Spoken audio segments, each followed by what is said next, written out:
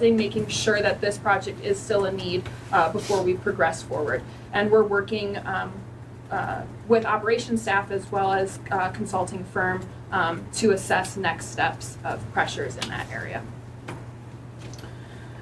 Assessment of county-owned fire hydrants. I have spent time with Chief Ferguson since my starting with the county to really understand the major needs of the fire department, because the fire department and DP work hand in hand when it comes to fire hydrants and fire flows. Additionally, I've been working very closely with DPU's operations staff on addressing known county fire hydrant concerns, maintenance issues, functionality issues. Over the last year, the fire department has identified 52 problematic fire hydrants that needed some type of repair or maintenance, and I can confidently say as of this meeting, all 52 hydrants have been addressed and there are no known fire hydrant issues in the system. Thank you.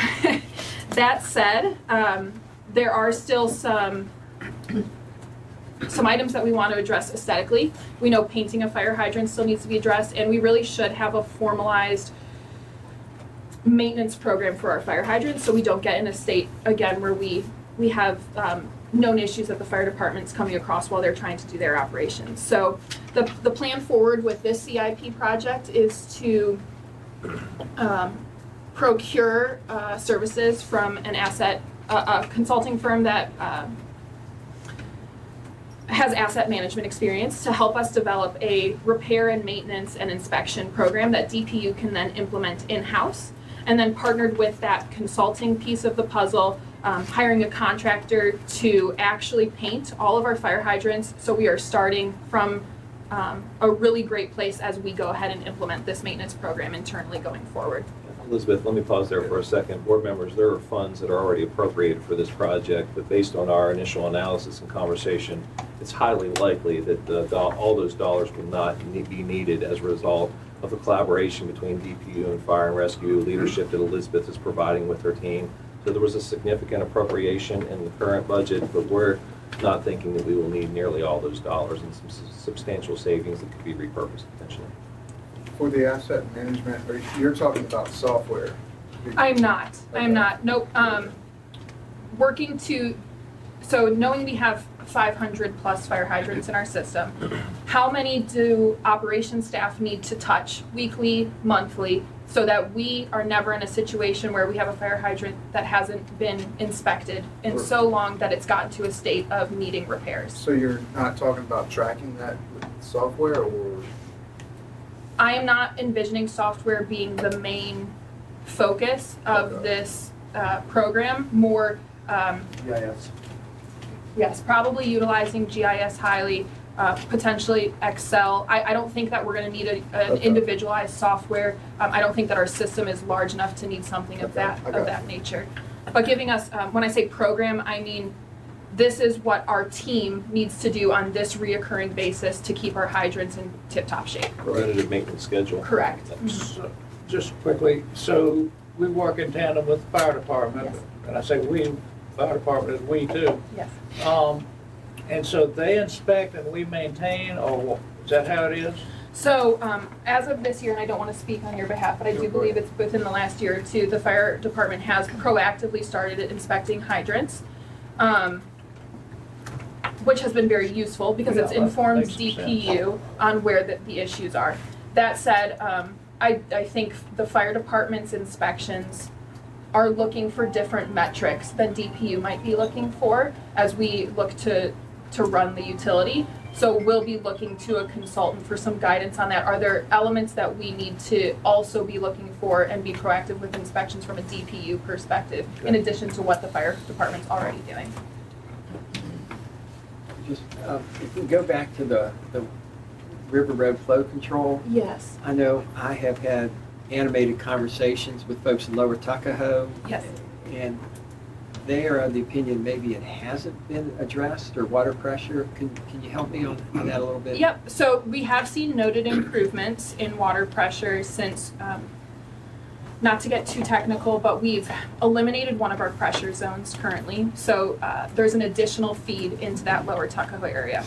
I do not think that we've resolved all issues, and so I don't claim to say that here today. But I don't want to knee-jerk spend funds through a CIP project if there is another path forward since we've changed our operational approach. So that's why I'm saying pause, not abandon. I want to make sure that whatever next step we do to continue addressing the pressure concerns in that part of the county is the appropriate next step and responsible with our funds. Yeah, if we have residents who are still experiencing concerns, we need to know about that so that we can diagnose and respond accordingly. Okay, Yep. all right. I just, yay. I mean, but as I think Josh knows, there's been some animated conversations on that. We even have I don't know what to call him, a water pressure expert whose business is actually in those. You've had those conversations too, I believe. But thank you for that. I owe you. Okay. And then the last piece I want to just note on, it's not a capital improvement project, but something that we have invested quite a bit of time into planning is the 2025 Utility Master Plan. The county staff plans to present the 2025 Master Plan in January to the board. And the CIPs that I am about to present to you are all incorporated in that master plan with a projected need date of 2030 or sooner. We plan on bringing that to you at your January 20th work session conversation. So the air stripping system for Goochland Courthouse elevated storage tank. THMs, or trihalomethanes, are a disinfectant byproduct, meaning that when water is disinfected, as those disinfectants react with organic material that may remain in the water, they form an unintended chemical compound. THMs tend to increase in frequency with both water age and water temperature. THMs are tested quarterly as mandated by VDH. Historically, we have seen elevated THM levels in our third quarter tests, which aligns with the warmer months of the year.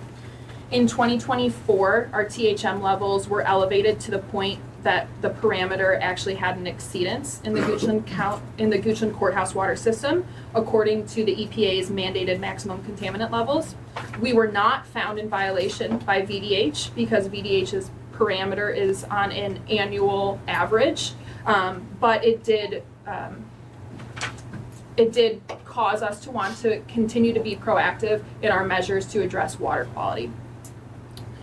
The proposed project augments a previously installed mixer within the courthouse water tower to add an air stripping system, which is designed to remove THMs from potable water. This project has been recommended for completion by VDH, given the historical elevated levels of THMs in this system.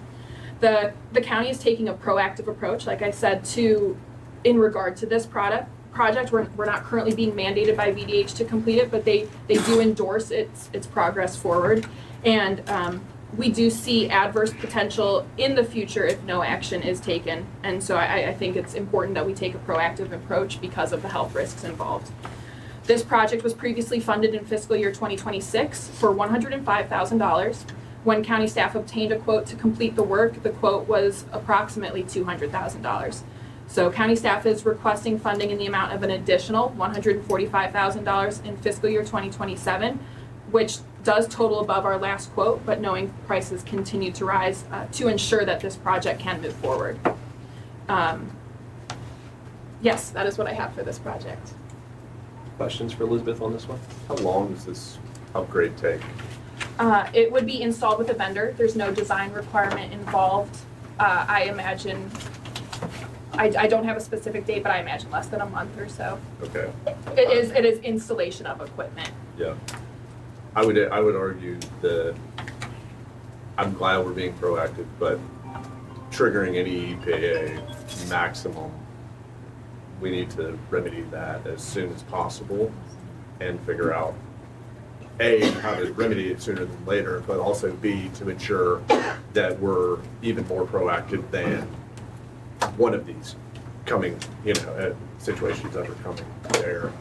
And I appreciate the year, the fact that it is a year average, so we're not over it, but these are the types of things that I view as critical infrastructure and stuff that just can't, it needs to be front-loaded as opposed to over time. So, just to clarify, when you say frequency with age and temperature, you mean of the water in the tank or the tank itself? The water in the tank. So is that why we're seeing potentially problems with this tank versus some other, because maybe this water doesn't circulate as rapidly, or? So this tank is a different water source than some of our other tanks because this is provided by the DOC. Like I said, age is a factor as well. Right. We do not have control over the water age in either of our, once it gets to us, in either of our systems. So I can't speak off the cuff. I could work with the DOC on getting a water age metric from them. But we are not seeing this problem in the East End, and that is just likely due to the fact that it's a different water source. Okay. And then when you say additional funding request, Yes. that is out of the utilities budget or Yes. out of the general fund budget? Utilities. All of the utility projects that I am proposing to today will be funded via utility funds. Proposed to be funded Proposed, thank you. using utility funds. Perfect. Thank you. Great job.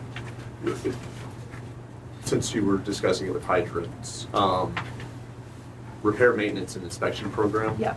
I mean, to me, that's music to my ears. That should be in every single one of our operating budgets, versus mixed with our capital CIP program.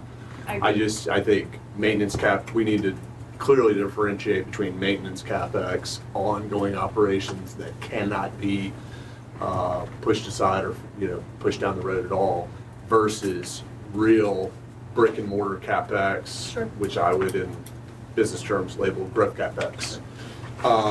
So I'm glad it's in place with hydrants. Could you just briefly speak how do we have other programs being set up or in place for other systems so that it gets rolled into the operating budgets moving forward? Yep. So for information purposes, the hydrant CIP is to give us that jump start to get caught up, and then going forward will be incorporated into operating funds. For our tanks, they are already inspected annually as part of our operating budget, and then any deficiencies that might be noted by those inspections, which are done by a contractor specialized in that type of work, they are taken care of also, typically out of the operating budget unless there's an extenuating circumstance that would warrant a capital improvement. Thank you. So, say, despite the fact we've got to deal with trihalomethanes or whatever, that the water's safe. Yes, sir. Thank you. You're safe.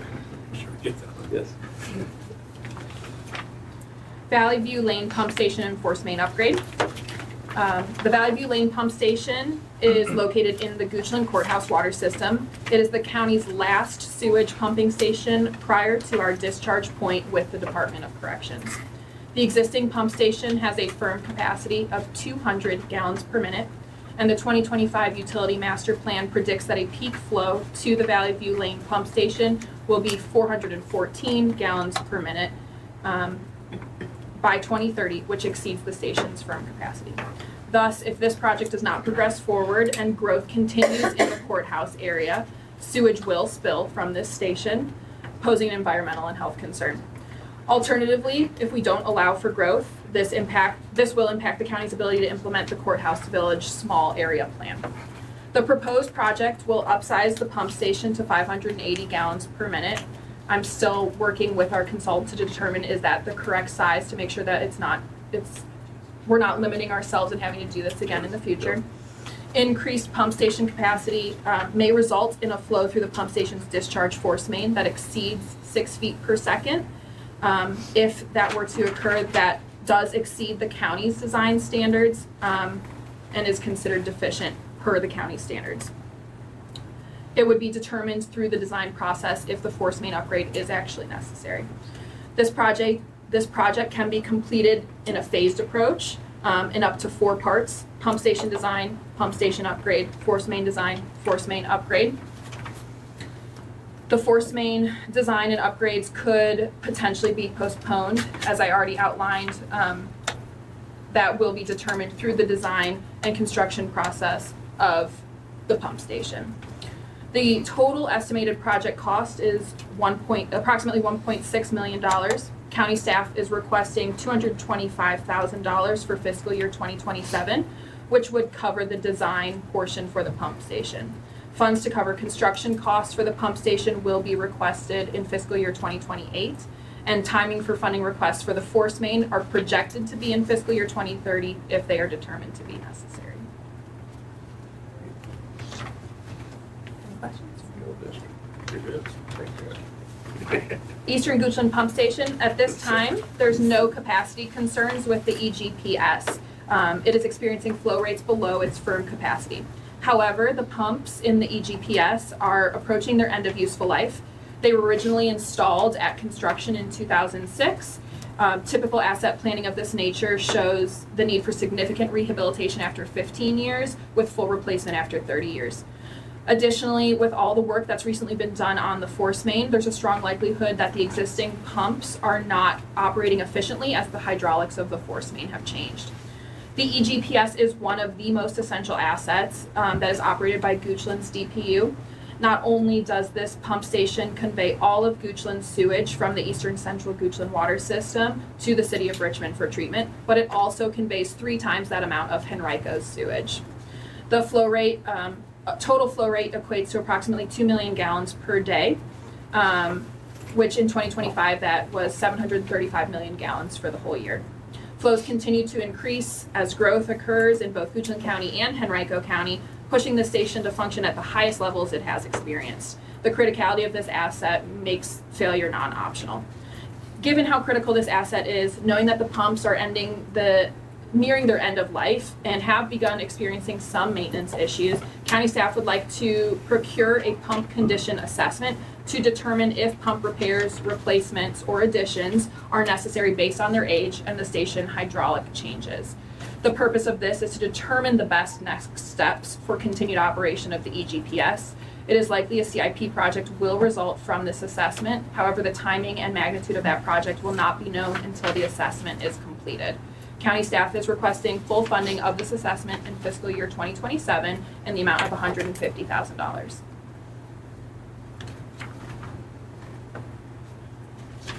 So 150 will replace the pump? No, it's just the assessment. That's just The assessment. study. Determine what we need to do and what we don't need to I do. was thinking that would be a bargain. So it's 15 to 30 year useful life, 2006. Yes. Okay. So, as we're planning, beyond the 150,000, it sounds like it could be millions. So we need to have some sort of ballpark, don't we, to start thinking about it, and making our plans for the future? So at this time, I'm not aware if best next steps would be full pump replacement. Would it be pump addition? We currently only have Refurbishment. refurbishment. We currently only have 3 pumps, but there are spots for 6. So it could be adding pumps rather than replacing.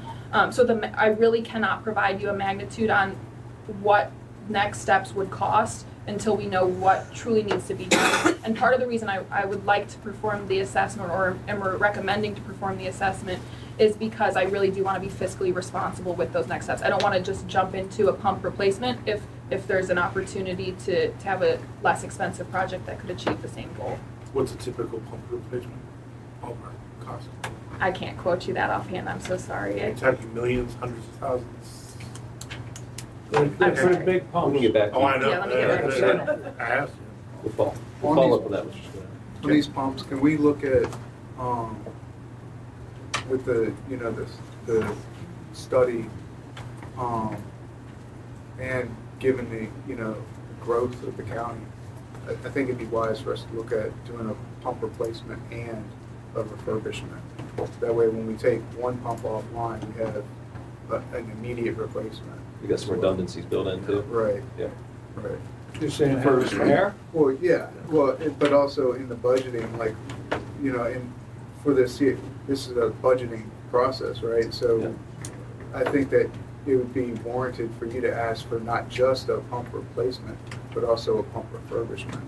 That way there's a seamless transition and we end up with a spare. Yeah. Great idea. Elizabeth, given you said that we're doing 3 times Goochland's volume for Henrico, do they have any skin in the game where they will participate in this funding? So all of the accounting for values, purchased, personnel time, contracted services, equipment, chemicals that is associated with the EGPS is tracked under a separate account code. And Henrico pays for the share, the pro rata share of the station that they used per fiscal year. So fiscal year 2025 was the most recent year that we completed.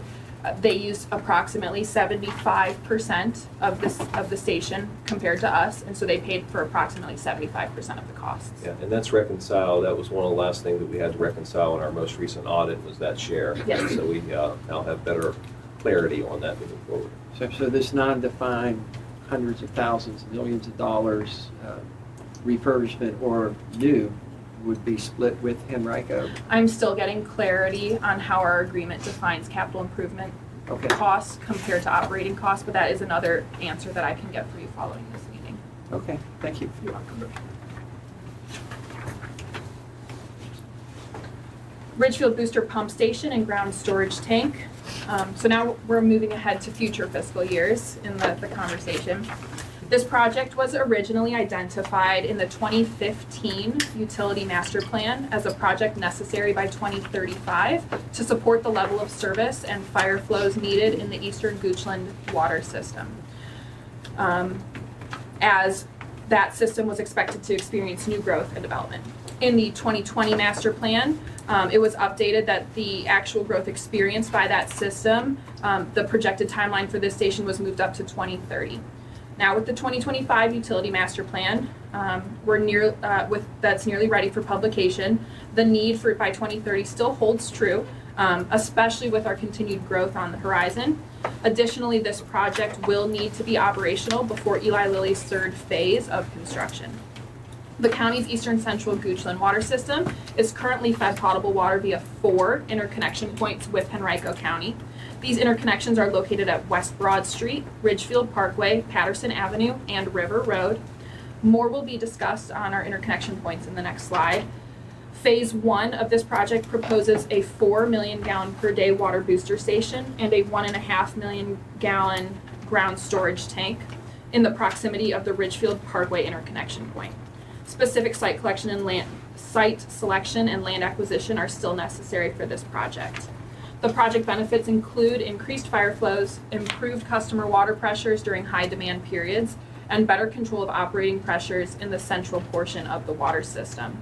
While the need for a booster station and additional potable water storage was identified as part of the 2015 Utility Master Plan, the specific sizing requirements were not finalized until the preliminary engineering report was performed, which was published by our consultant in May of 2025.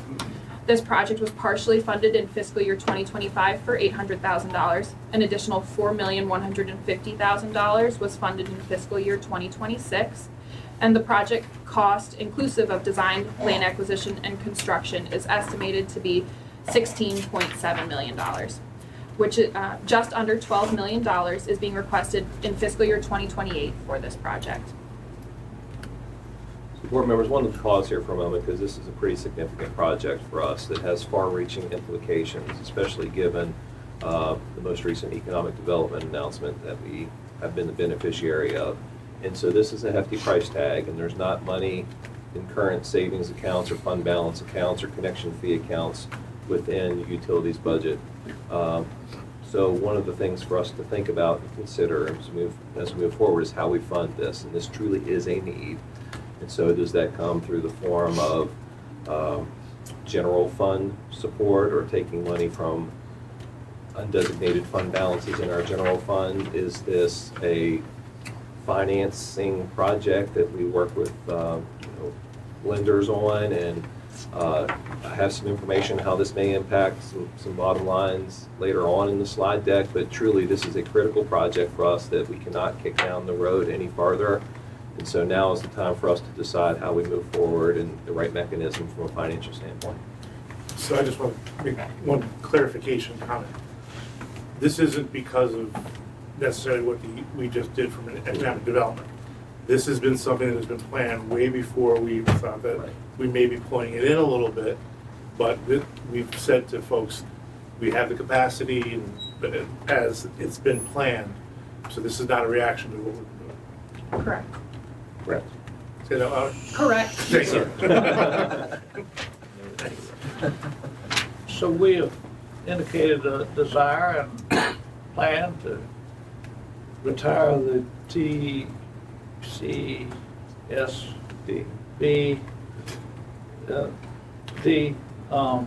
bonds. This doesn't add back to that or sort of counter that plan. At this This time, is not part of that, or? correct. This is not part of that. But would it be additional bonding? There would be additional financing potentially if that's the direction that we choose to go. Would that be Yes. general throughout the county instead of ad valorem specific, is what I'm saying? Because I think we've indicated to citizens that we want to get rid of the ad valorem tax for them. So there are multiple options, many options. One could be funding this financing through general fund operating debt capacity. It could be cash funded. It could be funded through the utilities budget with taking on additional debt service that is paid for through the operational budget with the services, with the fees that are paid by users. I think there are a variety of ways with many pros and cons to each. But I think one way that can't happen is that you would add to the ad valorem of the This is what I want to make Yes, clear sir. for That everyone. can't happen. Correct. That this would be It would be not sim- extending that. in It'd be any similar to when we had the line break, and we went out and got bonding for that piece of it, and or borrowed the money for it, or bonded. We took out a loan for that, so, Yes. but it, no, would not add to the TCT debt. That's correct. Yes, sir. Thank you. Would we run into any of the THM problems with this? Like, would we have adequate turnover of the water in this storage tank? So that will definitely be something that we're gonna be mindful of when we look at sizing the tank appropriately. You end up needing additional storage in these types of situations as your growth expands. So Right. because there's more pull on the system, you do need that additional capacity of Right. storage. So I do not envision there being a water quality issue that comes from this, even though we're adding more storage, which would then lead one to perceive there's an additional water age component. It should be turned over correctly, and that'll be something we work through with the consultants and our operations staff. Okay. So Elizabeth, as we are considering potential ways to fund the majority of this project, be it the land acquisition, the actual construction and operation, is the work that we're doing right now to engineer this using the dollars that have already been appropriated? Yes, so I have under review side by side the preliminary engineering report and a scope of services by the consultant that performed the preliminary engineering report because they're most intimately involved with the project thus far. And then in addition to that, we're doing concurrent efforts to look for land acquisition so that we have an appropriate place to put the project. But yes, we have already received a scope of services for this project. Given that such a big portion of this is the digging up of a underground tank system, your fourth bullet point is something that Is it? It's so ground storage means on ground level. on ground, but, Yep. okay, so, anyway, can we just make sure that we get an analysis of that 4 million per day versus the 7 million that we could go out and get, because I'm guessing marginal costs will potentially justify the redundancy and, having it ready for future needs well in advance versus, any time in the And next 10, 15 years. to provide you some information, the projected need of the 7 million gallons per day and the additional 1.5 million gallons of storage is 2050. And in 2024 dollars, the cost of retrofitting the station, if it was already built, would be an additional $3.8 million to add the tank and change the pumps. Okay. Just, You're welcome.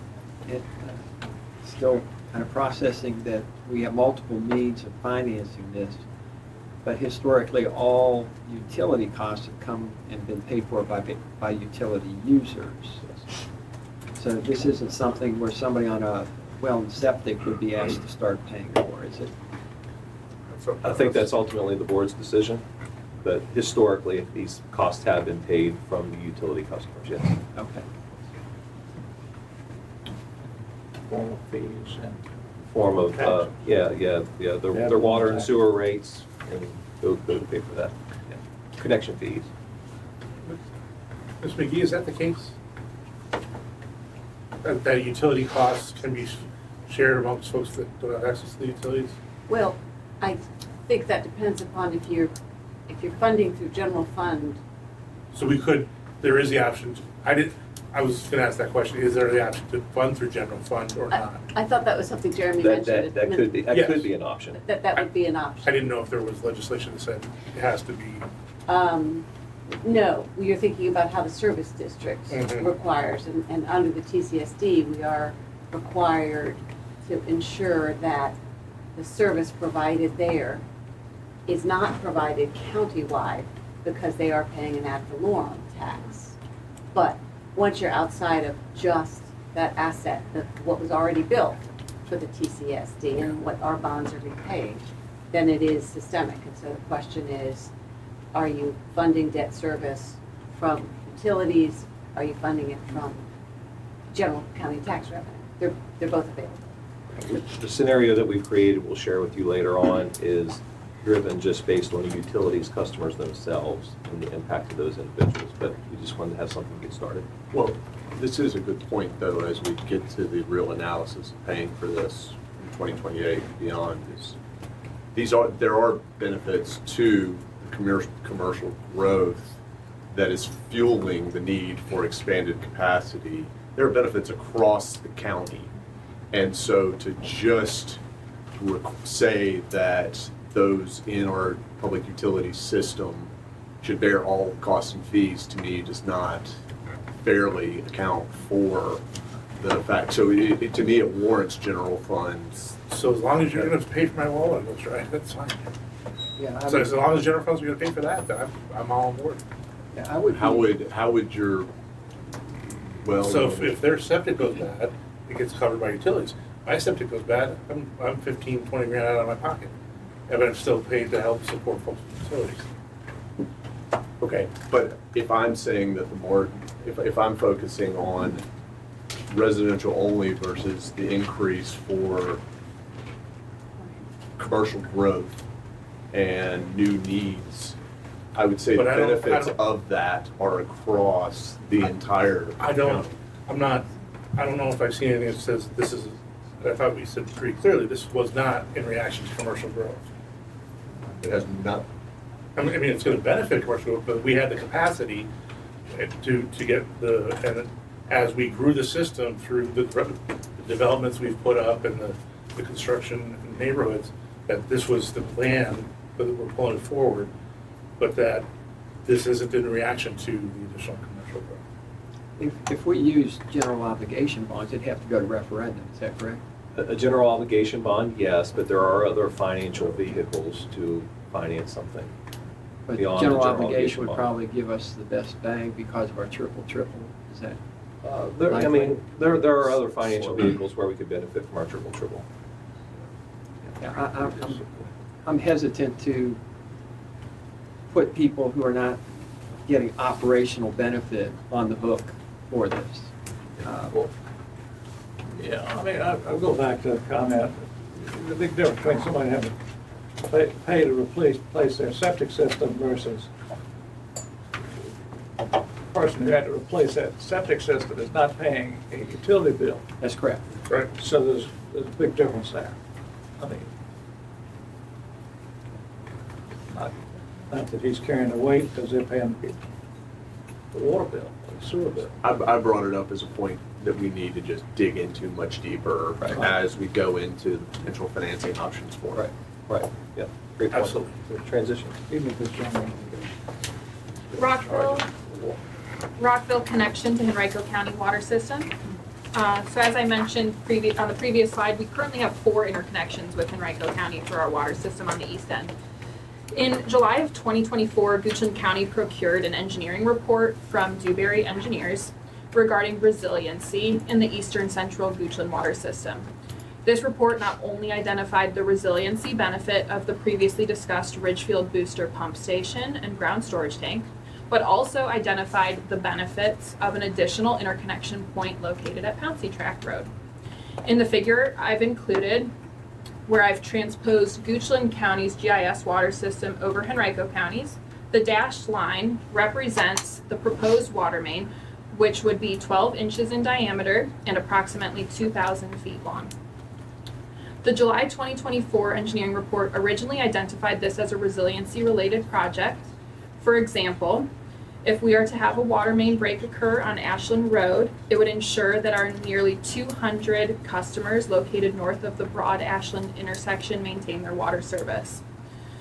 More recently, the county has also procured modeling services from Dewberry to better understand the impact that this project might have on water quality. Preliminary results from that investigation showed a marked improvement in water age of 2 to 3 days, which in turn is expected to improve water quality. Our consultant is continuing to model the area, and they expect water age can be improved even further if operational changes are to be made in addition to the Pouncey Track connection.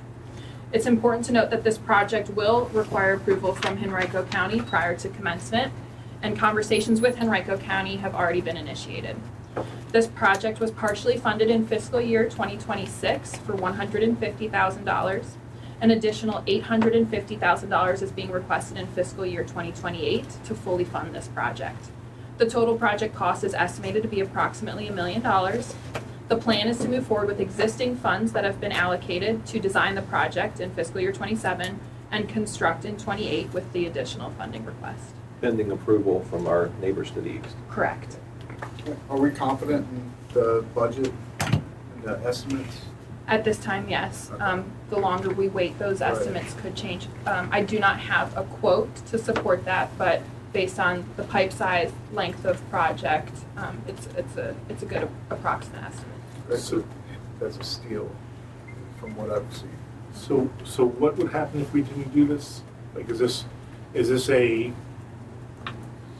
so what, if we did not do this, what would happen? I think the benefit is that this is the redundancy that gives us a backup if we do have any sort of issues along the Ashland Road corridor. And then if the water would be in the system a lot less and it would ultimately improve water quality, kind of aligned with what we talked about earlier. So we're saying now as the water comes down Ashland Road heading north, right, and goes into Parkside, this would allow us to have another avenue for water to come? Correct, Correct. yes, sir. Yes, sir. And there would be 2 valves, and so if there's a break on 623, then we open the valve. You can isolate the break. So ideally, the valve would be open all the time, Yeah. and that's how we would find our improved water quality. But it would allow for us to close a valve in the event of a failure of the line. And water coming up 623, as well as if this were to happen, is all coming from Henrico, so our water rates would stay the same. Correct. We The could- same amount of water we're currently using would be the same. It would just be which direction does it come from that would be changing. Thank you. Is it a full year to do the design? I mean, I guess I hear how 2027 is the design, 2028 is the execution. What is project scope from starting of design to end? If I do not feel it would take a full year to design. We do also need to have our neighbors' agreement to participate in this project. given that as a gating item, I would want that to be pushed forward as quickly as possible. That to me is an Well, important step. because, I'd hate to have design be, surprise us pleasantly and not have that in place. I had a conversation with Henrico earlier this month and have another one scheduled at the end of January so we can continue this at the staff level and keep that working. You've been busy. Yes, sir. Very, very, very, very glad she's here. Last one? Last one. Goochland Courthouse low-pressure sewage collection and conveyance system. The Goochland Courthouse water system has large sections where water is supplied to our customers, but no public sewer is available. The Goochland Courthouse low-pressure sewage collection and conveyance system project was created to expand sewer services to those water-only customers in the Goochland Courthouse water system. This project is largely focused in the Courthouse Village area. This project will include design and construction of a low-pressure sewer system, which will ultimately expand public sewer service to approximately 75 parcels. Each property will require a grinder pump. This project was partially funded in fiscal year 2026 for $525,000. Funds are still available from initial funding to move forward with design and some construction. Thus, no additional funding is being requested in fiscal year 27.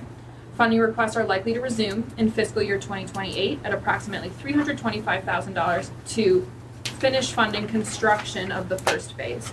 The total project cost is estimated to be approximately $4.5 million. A dumb question, but I ask a lot of them. So does that mean this project wouldn't start until 2028 or 2029? Construction would likely not start until fiscal year 2028. It could, because I do not envision design to cost $525,000. It could start or commence in 2027, but it would just depend on how much is needed to get us through those remaining months of 27 towards construction of that first phase. The only reason I ask is we have commercial businesses there that are struggling to connect or sell to actually bring commercial to the courthouse that's needed. And I do know some of those wells are fit, or the septics are failing. Yes, and this, in any pre-application meeting that we've had with developments in this area, we have talked about this project and the realistic timeline with them as well. So we are being transparent with our customers. When do we plan to spend the rest of the 4.5 million? So right now, we have interest in the first phase. We have parcels that are showing an interest to pay the connection fees and connect to the publicly funded mains that would be installed. We can fund or request funding for the remainder of the phases when the public interest is shown. I don't know if it would be fiscally advantageous for us to move forward with those phases unless there was an interest to connect. Right. Okay. So we are actively soliciting interest. I wouldn't say that I'm actively soliciting interest, but as properties come in through the development review process, it's a conversation piece for sure. I've talked to a couple of businesses there. They're trying to sell and do things. This is limiting of it. Yeah, I'm aware that there's some, I think we've talked with economic development. There are a couple that would be very nice economic development opportunities, but they can't do anything because drain fields failed. Yeah, so this project really goes in conjunction with the other one that we discussed earlier today, and we need to provide that infrastructure if we're really wanting to develop the courthouse in a meaningful way. Build out the village plan and all that stuff. Yes. Elizabeth, can you go into the execution of these projects and our capabilities on the utility side? I would argue when we're dealing with water quality and sewage and things that, and commercial development and things that are in a larger already approved plan like the courthouse village, see a 2030 date, but can't help but say, can we handle if we push forward things and had the financing and did that? We're using outside vendors, correct, to do the work. Correct. Can we handle the project workload from the county side if we pushed some of these things forward that are, this is critical infrastructure to so much of what we do. I do feel confident we can handle the project load. I have listed my assistant director position as of this week, which is very exciting. That will assist with the management of the workload. And I will also commend our construction division staff who are eager and ready to jump at the opportunities to manage these construction projects as well. And the industry as a whole has availability. I know we've seen supply chain issues or service from a construction issues, procurement perspective, issues just across the United States. Is there adequate capacity from outside providers to do this type of work if we win solicited it? Yeah. Okay. I think to that point, Mr. Waters, in addition to the assistant director position that Elizabeth talked about, is she and I have had conversations with Sarah about how we can build some other organizational structures to provide support short-term and long-term. And the initial proposal she shared with me, we're able to accommodate that within the structures of the utilities budget. It allows us to have that capacity from a personnel standpoint to take care of these issues. Very good. We're going to summarize, but how we doing on time? I think we're right on time. So Elizabeth, go ahead and wrap us up. Just wanted to summarize the fiscal requests.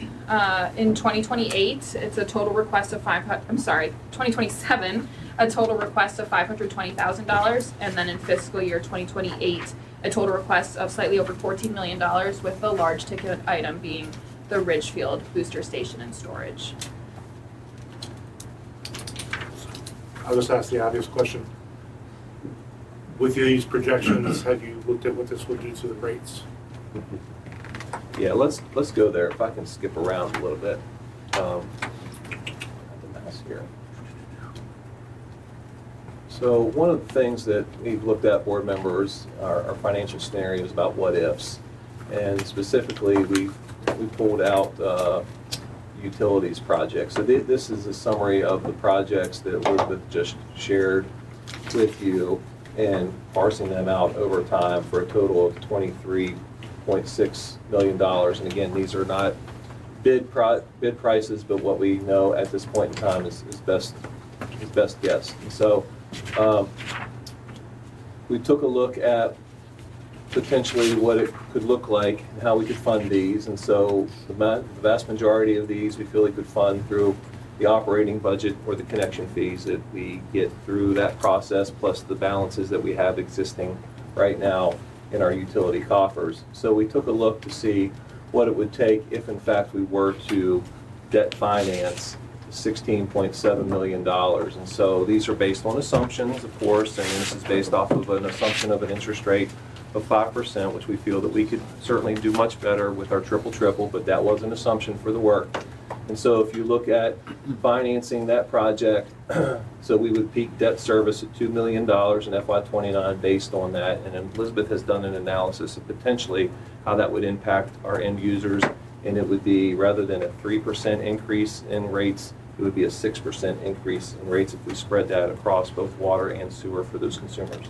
For the residential customers. For the residential customer. That's accurate. That is correct. Is it,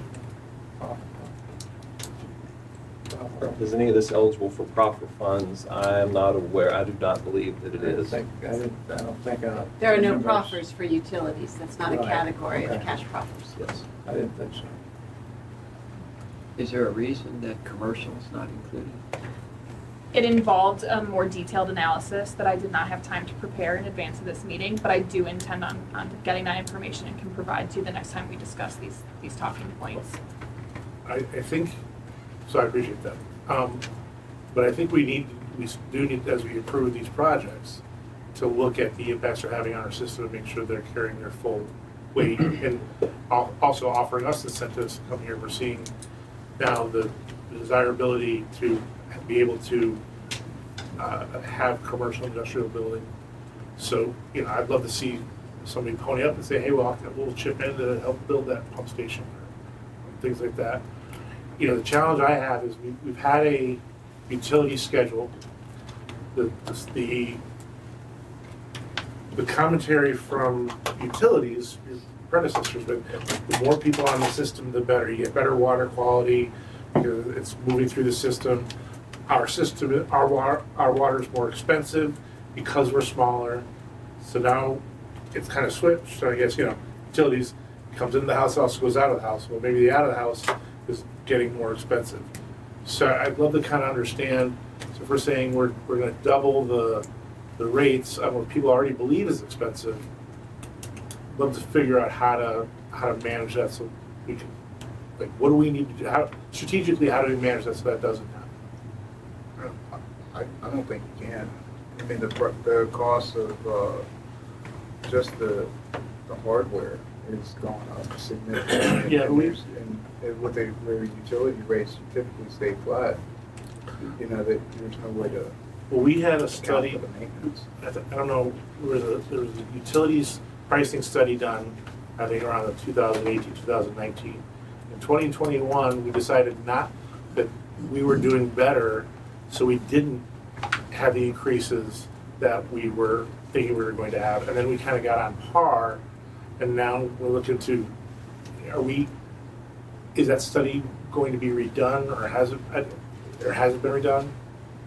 The rate study? So one of the items that I've talked about with Sarah and Dr. Rayleigh is exploring changing the timing of when the county does their rate study so that it immediately follows the completion of the master plan. The rationale is if we're doing the master plan every 5 years to see, okay, this is what's happened over the last 5 years, this is what we think is going to happen over the next 25 years, these are the projects that need to happen because of that. Having your rate study done immediately following the publication of the master plan so that your rates for your next 5-year period are informed by the technical work that you just did. Yeah. Because I think we were sort of operating under the assumption that you put more people in the system, it starts to reduce the cost for everybody. We should start at least normalizing. I don't believe that any of this is really new. I mean, this is all stuff we've sort of known about. So to see that we have to have such, I would say, it's a pretty significant increase in the rates. Maybe that's not on our side. So Henrico, for I want to say the last decade or so, I just know from my personal knowledge of being with them, their rates increase year over year by 5%. Okay, all right, that's good. That's good context. Just to follow on a comment he made about maybe some of the economic development could belly up with some of the cost sharing. The thought occurred to me, perhaps in land as well. If we're looking for sites, some of this could be dovetailed into some of the planning that's coming before us, some of the applications. Yeah, we are having some of those conversations. Knew you would. I mean, why did I? We just want everybody else to know. Got to say the quiet stuff out loud sometimes. Yeah, sure. I'll take one. Board members, you okay if we transfer to transportation? We can always come back to utilities if need be. Sure. Okay. As long as you don't want any money. All right, Austin. There you go. All right. Get those papers. Yes.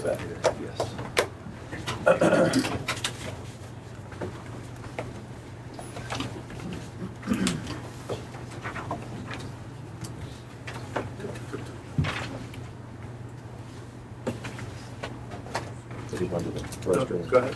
He was stepping off. You mean to wait till the Yeah, end? no, go ahead. Okay, so, yeah, thank you. Transportation, we are looking at really 3 sets of projects, if you will, current projects. We're gonna go from, a little out of order, we're gonna go present, past, future as far as transportation is concerned. Look at our recent successes, both Smart Scale Round 6 and then a award from the Commonwealth Transportation Board, or the CTB. And then look at the future and looking ahead with the application plan for the next 3 years, a courthouse connectivity, pedestrian connectivity plan, some conversation regarding Rockville Road and some improvements there, and then an opportunity in front of us with GRTC and Link. So I'd like to start off with, we have a new website address. The old address was a little, not complicated, but there were just unnecessary characters in there, so we have a much simpler website address. It's easier to rattle off. GoochlandVA.us/roads, I think is a lot easier to just rattle off in any public setting. So that's something that took about 5 minutes with Jessica and Paul on that team, so I'm glad we were able to get it done. But it's something that I'm actually very happy about. The big project that we've all been discussing for quite some time is the Ashland Road I-64 interchange improvements, or the DDI. The project has been released for bid with the design build contract that does allow some level of flexibility and schedule compression with the contractor. So the contractor and the designer come in as a team, make a proposal so they are able to work a little faster than it would otherwise, having to go back out to bid after the plans were completed. The CTB did, or is expected to award, the contract for the design build in September of 2026. So we're looking forward to that date. And then we are anticipating a full project completion late summer, maybe even as late as early fall in 2029. We're shooting for that August timeframe currently. The fairground extension project that was discussed a few minutes ago in relation to a water line extension is underway as well. The right-of-way acquisition phase is active. All of the right-of-way, however, is county-owned. VDOT is currently working up the plats and all the line work that have to be submitted to acquire the right-of-way, so that's in progress now. I was able to get them the deed when the land transferred from schools to the county, so they are in receipt of that and working towards submitting the plats for review. Working to solicit bids on construction early 2027, shooting for January, and then anticipated project completion in about 2 years after that, January 2029. Yes. So with that, that's going to be a big corridor for us. Yes. New corridor. So Yes. are we coordinating with economic development and how that gets designed? And that's going to really be an amazing upgrade to Goochland. So Yes, it will. I think the beauty of the way we're organized right now, Mr. Smoonhauer, is the fact that Sarah leads both of those teams. So we're not operating in silos. We have interdepartmental coordination. I should have set it up like that. That's a pretty smart guy. So we are. Yes. We are, yes, sir. Great. Yes. All right. Project near and dear to my heart, I grew up off the Oldville exit, is the Oldville Road I-64 westbound roundabout. It's a single lane roundabout at the top of the off-ramp, which I know most people, I think, no experience is quite significant congestion in the, that's Maidens, but, Okay. yeah, no, it's not that one. The westbound off-ramp experience is quite a lot of congestion at the PM peak hour, so I'm personally looking forward to that project being completed. There is no right-of-way acquisition phase. It's all currently within the VDOT right-of-way for the interstate interchange itself. We're looking to solicit bids actually early 2026, and then project completion will be early fall, maybe late summer 2027 is what we're shooting for there. So we are well ahead of the federal requirements with earmarks on that project. We have to go to bid by September of next year. As you can see, we are well ahead of that schedule. Are planned disruptions of traffic flow posted online on our There are no system? planned disruptions posted as of yet. I don't believe that's been fully developed. The plans are still working their way through the final stages. To date in the conversation, there has not been closures suggested, but obviously with anything like that, there will be ample communication provided. Even crews on the side of the road, we should probably just be posting something just to make sure. I mean, Well, I know we're going to try and flag it. Well, and that's one thing that with any of the projects moving forward, our goal with VDOT is to establish a better line of communication than I think we saw with the roundabout here at the admin building. I think that is one of our goals, is to establish just that better communication for the public, whether it be social media, news blasts on the website, or anything like that. Yeah. Either Well- way, I think when it's under construction, you're gonna have the crews flagging it anyways, which is already an improvement Yeah. to what we currently have. That's not an unfair statement, yes. Well, I think the lesson learned was that it kind of snuck by us that they had the ability to close it for 6 months, 12 months. Correct. It was about 6 months or so. But we didn't find that out until it was a little too late. So Correct. let's make sure. There has not been a full closure of any significant length discussed to date in the Oldville project. To ensure it doesn't get in the fine print.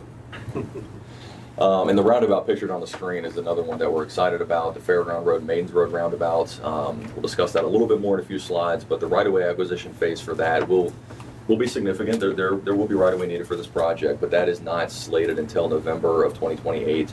There's a lot of engineering that's going to have to go into this roundabout given the rural nature of the intersection. So the ultimate limits of the right-of-way acquisition are to be determined. It's very general what is shown on the screen and what is on our and VDOT's website. We are looking at bids September of 2029, and then anticipated project completion summer of 2030 is the current plan for that project. What's driving that schedule? So the funding, number one, the funding was partially through Smart Scale and partially something we'll discuss in a minute, hopefully some local funds. But the Smart Scale dollars are allocated and the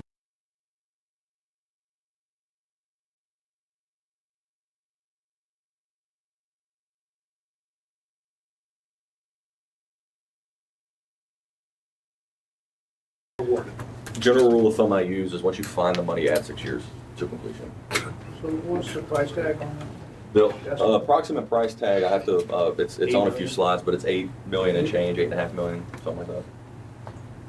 Austin, is lit signage under VDOT, or how does that work? And I'll use the example of the, I think, Living Nativity, I guess. Yes.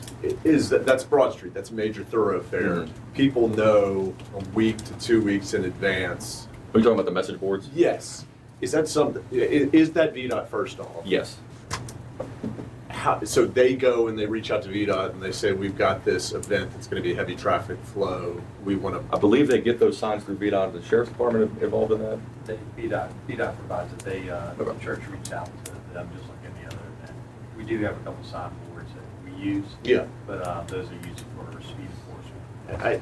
I mean, just given the amount on Ashland Road, on Broad Street, in the coming years, I just want to make sure we've got those resources available, because they are helpful. And even if it's 2 weeks out, I mean, I know for a good example would be, I've got 4 different routes which I can take.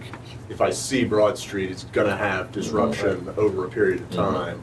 I'm probably going to lean towards Patterson, you know. Well, and that goes with the messaging we talked about a few minutes.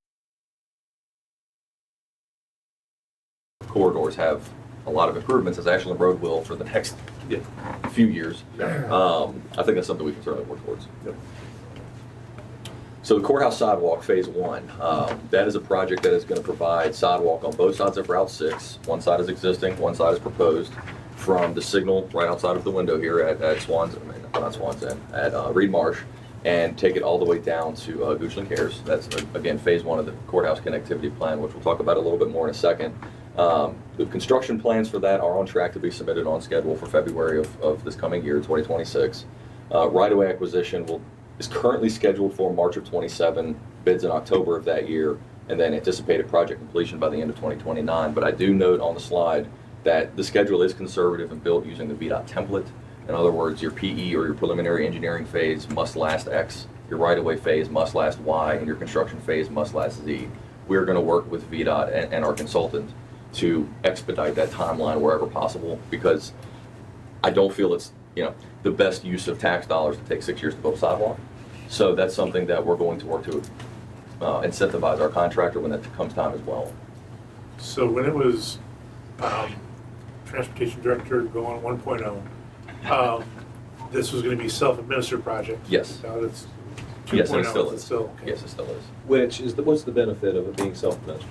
So we are able to work towards schedule compression a little bit. Skip aside. So that allows us to have that schedule compression. If it were VDOT administered, we would be at the behest of the VDOT scheduling, and project managers don't have just one project at a time. And can you speak a little bit to why, the other side of the street, there's some bad sections of the sidewalk? Yes. Can you speak to why we weren't able to include that in there? Yes. So initially, conceptually, we talked about it's a great idea to put sidewalk on both sides of Route 6 from one end to the other. And we initially talked about actually a crosswalk in this vicinity to connect to the YMCA as a part of this particular project. As soon as I mentioned that to VDOT, they said, please don't do that, because then we have to fix all of the sidewalk on the other side of the street to meet the federal requirements for accessibility.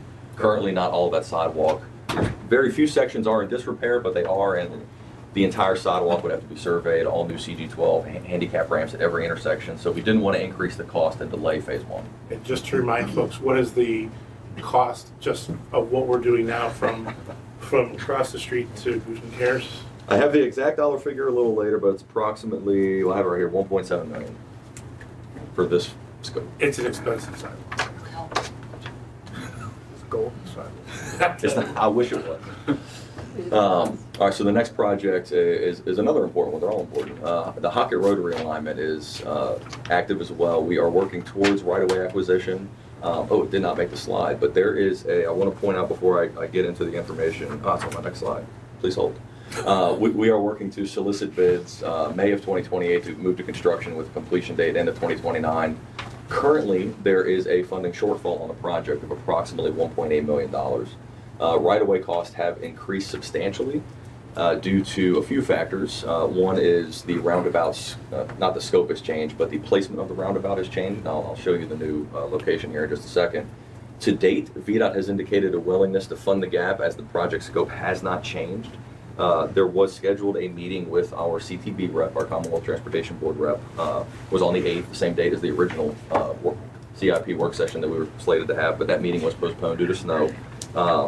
To date, there has been no indication that he will require the use of county dollars. In other words, because we haven't asked the scope change, it's still a single lane roundabout, three-legged intersection, that he has not to date asked that the county put forward any dollars, and we hope that obviously remains the case. If that doesn't remain the case, we have identified some proffer funds in the event that VDOT's unable to secure all the funding. So I mentioned the alignment changing. Let me go back for just a second to use my pointer here. So, see, we have the veterinary, the emergency vet clinic here. We have the 3 buildings that are owned by Ms. Burton here, and then the the Holly Lane subdivision here. So, go back. There we go. Reasonings for that are the new alignment pushes it further north to align it, number 1, further away from the Hickory Haven subdivision. Number 2, it pushes it further away from the floodplain and the creek crossing that's a little further south on Hockett Road to prevent any impacts to that, thereby increasing costs because we have to improve that crossing and so on. However, it does impact additional properties. We have the field adjacent to Sunset Grill behind the building itself, as well as the emergency vet clinic I just mentioned. And the actual entrance to that clinic will become the 4th leg of the roundabout, pending future extension upon development and so on. And what I was going to mention a minute ago is there is a design public hearing to discuss this exact alignment, January 13th, 2026, 5:30 p.m. at Dover Baptist Church, the same location they held the previous location public hearing. Any questions on the Hockett Road project? Okay. All right. The West Creek Area Transportation Access Study is something that's been underway for a number of years now. And really the goal of this was to test the major thoroughfare plan improvements, things that we've already planned on, and try to break them to see if they are still warranted and see if they are still the right recommendations. And it's based on land use in the comp plan prior to the TOD adoption, which is still valid because all those underlying by right uses can still be built, things like more heavy intense traffic uses. Preliminary recommendations coming out of that study are generally the major thoroughfare plan roads are correct, and we don't need to make any major modifications to the major thoroughfare plan at this time. However, one new project has been identified is to widen Route 288 between Tuckahoe Creek Parkway and West Creek Parkway to 3 lanes. So that will be one of the few areas of 288 that has not seen any recommended improvements to date. It'll be filling in that gap. We are building currently a public survey on those recommendations, and we're anticipating that to be released to the public mid-January, so next month. And then we're hoping the study to be completed soon thereafter, so early next year. Any questions? So recent success, pivoting a little bit, so looking a little backwards. We had Smart Scale Round 6, which those funds were all awarded in June of this year. We did get 3 projects funded. The Fairground Road, Mains Road roundabout was approximately $5 million through Smart Scale. And then 2 Route 288 projects, the southbound auxiliary lane between 250 and Tuckahoe Creek Parkway, as well as Route 250 and Route 288 interchange improvements, a suite of projects along both Broad and 288 there. So our total award in Round 6 was about $42 million. We're very, very proud of that. And then the Commonwealth Transportation Board award I mentioned a minute ago is the Route 288 southbound hard shoulder running lane project, or what it's also pictured on the screen here with use of gantry lanes and so on to make the shoulder accessible in peak hours, was awarded $66 million through something called a Garvey bond, which was approved by the governor. The project was previously awarded almost $5 million through CVTA, and we're seeking an additional $5 million to fully fund that project and have it move forward. So the total bill on that's about $76 million. Mr. Quinn? Yes. On the back of the funding we got for the Emergent Diamonds Yes. and these types of numbers, would it be safe to say that Goochland is punched above its weight for a county of our size? That's an understatement. In regards to Yes. securing this funding. So I just wanted to thank you and Mr. Spoonhour for spearheading that, because it really, I mean, these numbers not having to come into our budgeting process Right. is critical. Right. And it is one of the major costs of progress. That When you mentioned, punching above our weight, I in previous presentations, I put this slide or this information on here not to get into the weeds on the individual cells and the data, but really to look at, if you combine the purple column, which is funding we've received prior to this 6-year plan, and then the current 6-year plan, which is in the yellow, we've received $260 million in transportation funding into this county, which is significant.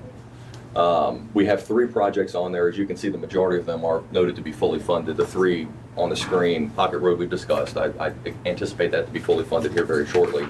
The Route 288 southbound hard shoulder running lane, again, I anticipate that to be funded here very shortly.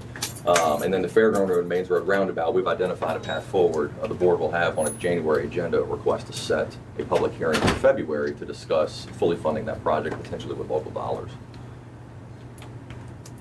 So again, looking ahead, and part of what that spreadsheet shows is once we fully fund those 3 projects, we don't have any future projects that need money, which is a good thing, but what's next? So part of that what's next is looking at our 3-year outlook. Wait, can you, Yes. could you say that again?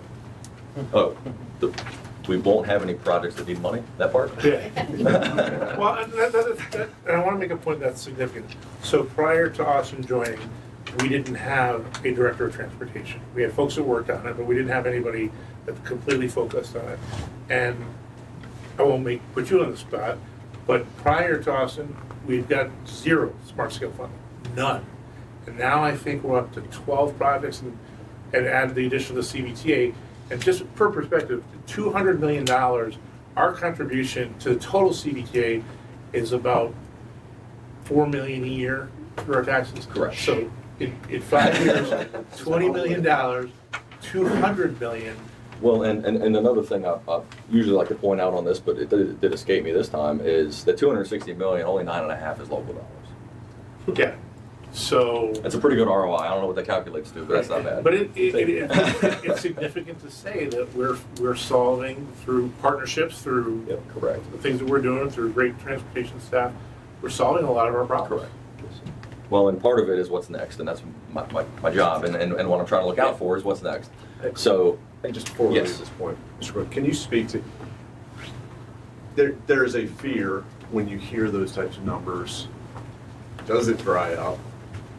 I want to, I hope we keep the flywheel going where That's needs the plan. present Yes. themselves. yes. And it seems like these partnerships, it's not a, oh yeah, you've used everything, we're now gonna be on the we've been bench successful for in our- 10 years. We've been very successful in our partnerships, and we just hope to continue that. Yeah, but it's a fair expectation that it will continue. It's not a. That's certainly the hope, yes. It's not a, when you see numbers like that, it's not an expectation that Well, we're now waiting. Well, to set expectations. Yeah. When CDTA was organized, and Austin's working hard on this now, there are certain criteria of roads that you can apply for the regional funds. They're all fixed now. So they've fixed that? all of the problems.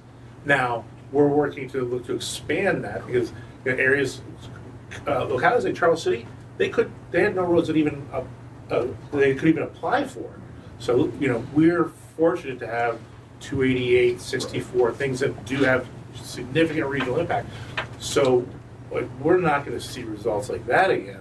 Now, we still are going to get favorable results, but I just want to set the expectation. Okay, yeah. But it's not, there's no concern of a zero and a No. waiting period. so We're to not going to speak. get dinged for it. Yeah, Yeah. that's the main point I was trying. And Mr. Ballers, the relationships that we've built in the region certainly have benefited us and will continue to do so as we collaborate with our partners in other jurisdictions. Yeah. All right, so looking ahead as we look to the what's next, I typically try to look at applications for the next 3 years to just keep a rolling understanding of where we sit with application cycles. We have a few opportunities in front of us over the next 3 years. CVTA Round 4, which is underway now, the RRTBO Block Road Surface Transportation Block Grant, I always get that acronym wrong, STBG. Transportation Alternatives, or TA, that's the mechanism in which we funded the sidewalk through Phase 1 here in the courthouse. Smart Scale Round 7, which will be kicking off here in the new year, and then revenue sharing, which will be in the odd year cycles. So the staff recommended 3-year cycle in front of you. Obviously the most important question I have is whether or not the board concurs with staff's recommendations for Smart Scale Round 7, which is coming up in 2026. The current recommended projects are improvements at Cardwell and Broad. Those were identified in the 2015 safety study to fix that Y intersection that is horrendous. Widening Route 288 with the northbound auxiliary lane, that will be the sister project to the southbound that is already funded. So again, that'll be a true third lane from Tuckahoe Creek to US 250. Ashland Road widening the gap between the DDI and Amazon. There's currently no improvements between those two future 4-lane sections, so just filling that gap. It's a relatively short distance, I think about 1/3 of a mile, maybe a few feet less. And then we do want to take a look at Hockett Road and Route 6 with some intersection improvements there.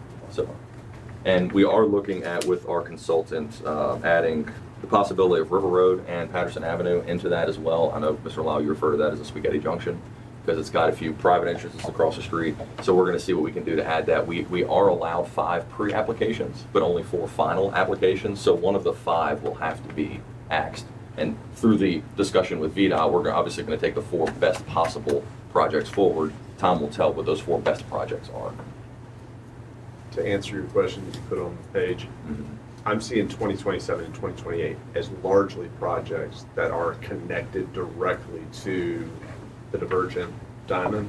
Is that correct? I mean, I would say you don't really push those forward given how closely intertwined they are with So the what's going to projects, come in 2027, 2028, and 2029. the projects listed in 27 and 28 are projects that are identified as needs, and our needs are in the East End, generally transportation related. That's where our growth is, so that's where we're going to have the most transportation needs. But those most closely tied to the Divergent Well, Diamond. that and other, I mean, we should have be in other line needs with- such as Rockville Road, which we'll talk about here in a minute. Okay. What is 288 Gap project? So that is the project I referenced coming out of the West Creek study. I'm just referring to it as the GAP project to widen 288, the full 3 lanes between West Creek and Toccoa Creek Parkway. So that will be the only unimproved, if we, move forward and all the improvements get done, that'll be the only unimproved section of 288. For some reason today, just nothing's been recommended there. We finally have that, so we do want to move that forward.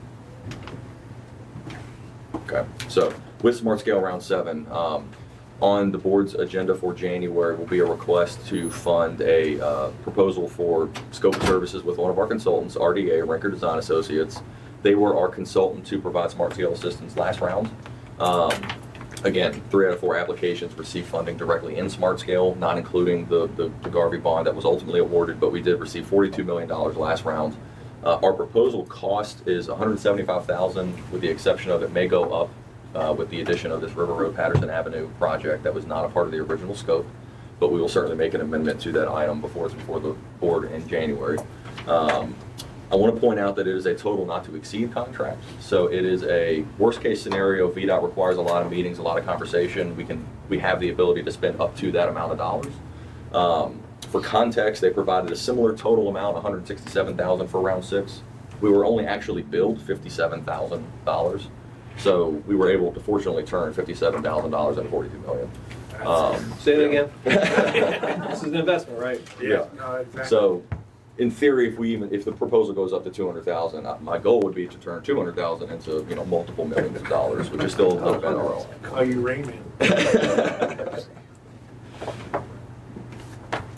And as we continue to look ahead for future application cycles, not only smart scale, but things like CVTA, revenue share, et cetera, staff's going to request as a part of the FY27 operational budget, $250,000 be allocated to allow staff to enter into these types of contracts for application assistance earlier than we are right now for smart scale.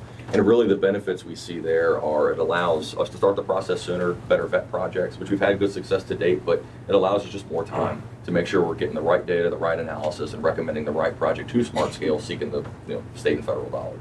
Yeah, along those lines, board members, one of the things we're investigating is some of the structures of our current budget and how we want to structure that moving forward, and whether or not there's a benefit to bringing the CVTA revenue and expenditures underneath your general fund budget rather than having it sit alone in an independent budget. We're doing some research to see what our neighbors do and the structures that they utilize and ultimately how that can be to our benefit from a structural standpoint.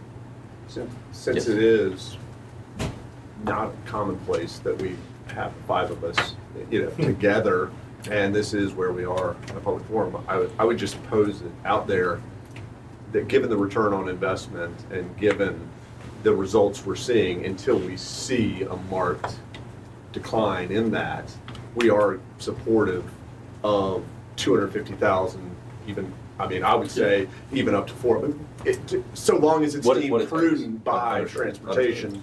Do we have general support of that sentiment, I guess, across the board? I agree. Okay. So that's good. It gets us on the record saying we are supportive of these rather than having to, I know how it goes in 2x2s. is, Yeah. Do you support? Well, and this is great. the other thing I want to point out is that the projects themselves will obviously be discussed with the board in a setting such as this. Yeah. That I hope that you trust me enough to make that decision, but I do want to get board consensus on certain projects. Well, if you keep moving. Yeah, exactly. It's all the results, man. Well, that saves structurally too. We It's don't have to huge. have it in this budget over there, and we gotta come to Right. you and ask for a transfer. We just have it sitting in there. Yeah. Yeah. So, as I mentioned, we're going to look ahead as far as continuing the connectivity within the courthouse. Phase 2 of what we would anticipate a sidewalk project to be is installing sidewalk on the, I guess, east side, or excuse me, the west side of Route 6 between Swans Inn and Goochland Terrace to really complete that portion of Route 6, to really reconnect this signal all the way down to Swans Inn.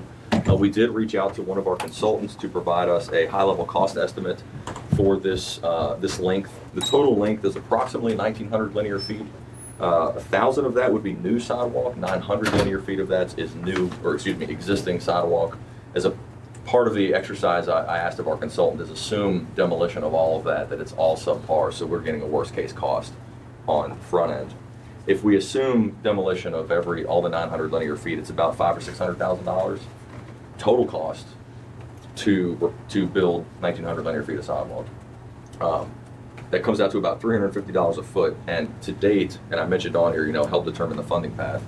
It would not be staff's recommendation at this time to pursue the same funding mechanism that we did with phase 1, mostly due to the cost. The total cost for 1,900 linear feet is about $350 a foot, whereas phase 1 is $700 a foot with VDOT charges.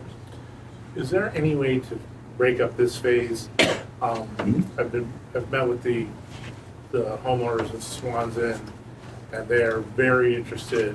They do a lot. They're a very active community, and right now they're crossing River Road, walking through parishes to get up to Bella Cecilia, come back, and then connect to the existing sidewalk. One of the big things with our small area plan was mobility, and that's a big deal. Is there a way to look to see what it would be just to connect the Swans into the Bella Cecilia? See if maybe that's something we could do. Yeah, we can certainly do that. I don't have the data sitting in front of me, but that is one of the numbers that the consultant provided me, is the cost for that few hundred feet, the cost to demo the 900, and then the cost for the empty other few hundred feet that exist. That's certainly something we can Great, I'd look love at. to keep that conversation alive.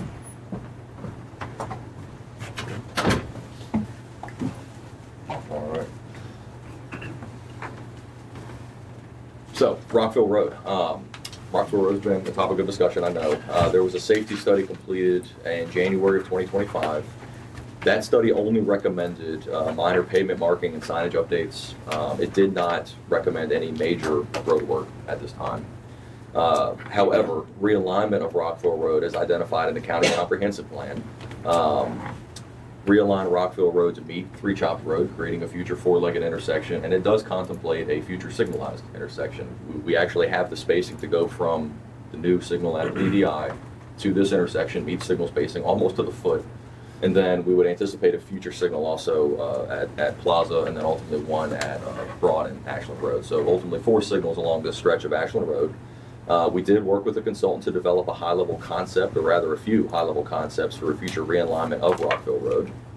And part of what we have actually already met about with VDOT is what analysis considerations must take place. We have to look at the intersection of St. Matthews and Rockville, what happens there, roundabout, traditional T intersection, the existing intersection of Rockville Road, what do we do with it? Do we leave it as is? Do we make it a right in, right out? Do we dead end and remove portion of Rockville Road to prevent that connection? And then we also have to take a look at whatever new intersection of Rockville and Ashland, what does that look like? Does it meet signal warrants? Do we have to widen Ashland Road to create turn lanes to and from Three Chops and Rockville? Do we have to widen Three Chops Road? So those are all parts of the analysis that we have to look at, as well as environmental and right-of-way costs and considerations there, because those are not insignificant. We have floodplain challenges. There's significant right-of-way that we need to be acquired here. So this is not a small undertaking, but it's something that we're starting now. And you can see 2 of the just general 10,000 foot level, maybe even higher than that, concepts that we've discussed with VDOT to date are realigning Rockville Road, tying St. Matthews in. There's a roundabout shown on the screen just for the sake of conversation with VDOT to have the conversation. And we do show 2 potential alternatives for existing Rockville and Ashland Road, whether it be a right in, right out, or again, cul-de-sacking it and removing the road out of the floodplain that it is in today. The next steps for any project on Rockville Road, realignment or otherwise, we did actually have a kickoff meeting with our consultant on November 14th, and we just met 2 days ago with VDOT to discuss the proposed analysis scope, and VDOT's generally okay with what our consultant's going to plan on doing as far as the analysis is concerned. Our goal here is that the analysis is not only approvable by VDOT, but meets all the recommendations and requirements for Smart Scale Route 8. So that would be in 2028. The consultant is to provide a proposal and fee for that work. I'm expecting that in early January. And then we would hope to provide the consultant with a notice to proceed with board action for the funds in February. So that is the current planned next steps for that, and an anticipated schedule. Talking with VDOT and our consultant is, again, the notice to proceed would be February of 2026 at the board meeting when the board does authorize funds, hopefully. Just a general Board of Supervisors update summer of that year. I don't want to nail down an exact time frame today, but I certainly think we'll have an update midway through the project. We would have the study completion late fall of 26, as well as a final presentation to the board. And I do want to point out as well that as a part of any analysis, we do expect and are planning on having some level of public engagement. I'm working with my consultant to figure out exactly what level of public engagement that is. We do expect there to be alternative alignments and alternative improvements at each intersection. So are there public surveys with the in-person, VDOT public hearing style meeting where it's an informational in-person meeting? Those are ideas that we're currently discussing with our consultant. And I do want to pause there. And so certainly we want to work with the local residents because ultimately this is going to impact them in their backyards and their neighborhoods. And so as this progresses, we want engagement and transparent communication back and forth with our residents so that Yes. we build that team and we can do this in a way that everybody's proud of. Whether it's by signalization or realignment, just want to put this into context. This would be anticipated to have significant security benefits that have been highlighted in recent applications, correct? Or safety, not security. Yes. Safety Yes. benefits Yes. that have been highlighted, we've acknowledged them, and we also know we have a need upcoming based on certain things that have happened. It's been well displayed. The intersection of Rockville and Ashland Road is failing. Yep. It is generally unimprovable in its current position due to the floodplain. That's really the key issue here. It's that intersection is entirely inundated with floodplain. So to improve it where it sits using non-local dollars, i.e. state and federal, will require lots of hoops that I think we may as well look at what our comprehensive plan recommends, which is to pick it up and move it. Good. This is also partly in response to some citizen concern in our promise to put some pressure on advancing a solution that would Correct. improve safety on Rockville Road as a result of a recent Correct. approval of the subdivision that there was a lot of concern about. Correct. The other point, and maybe you touched on it, Mhm. daydreaming or something, but the economic development potential as a result of this is pretty significant, isn't it? Yes, sir, it Sarah? does. It does help align a major intersection Right. with reach out. Yeah. Well, that, go ahead, I think you're going. In the interim, and you said no improvements, does that mean no signalization could be done? So the current intersection does not meet signal warrants, and it's hard to believe, but there's not enough traffic to warrant a signal at the current intersection. There is enough to have accidents. Correct. So I'd love to push on that a little bit. So a couple things, so Mr. Woodry brought up exactly what I was going to say, which was we made a commitment. And I think if you look at slide 21, and you don't have to go back to it, but we're looking through every funding source. Correct. Potential to get funding for this. So we are making, Correct. in my mind, this is the number one priority transportation-wise that we're Correct. still seeking. Correct. I do think we should go with we should try very hard, we've built our relationship with VDOT pretty strong to get a temporary signal. We were able to get it for the eastbound lane of 64 onto Ashland Road. So I'd like to see us parallel path that because I'm just feeding off what you just said. Final presentation to the board December. We asked the development to hold off for 3 years. They're moving ahead with construction, with solving some of that road.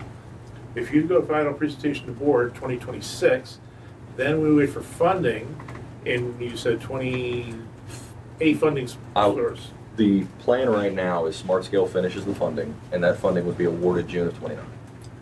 And at 6 years, which you just told us, you're looking at 2035. Correct. We gotta cut that down. Yeah. Get your shovels.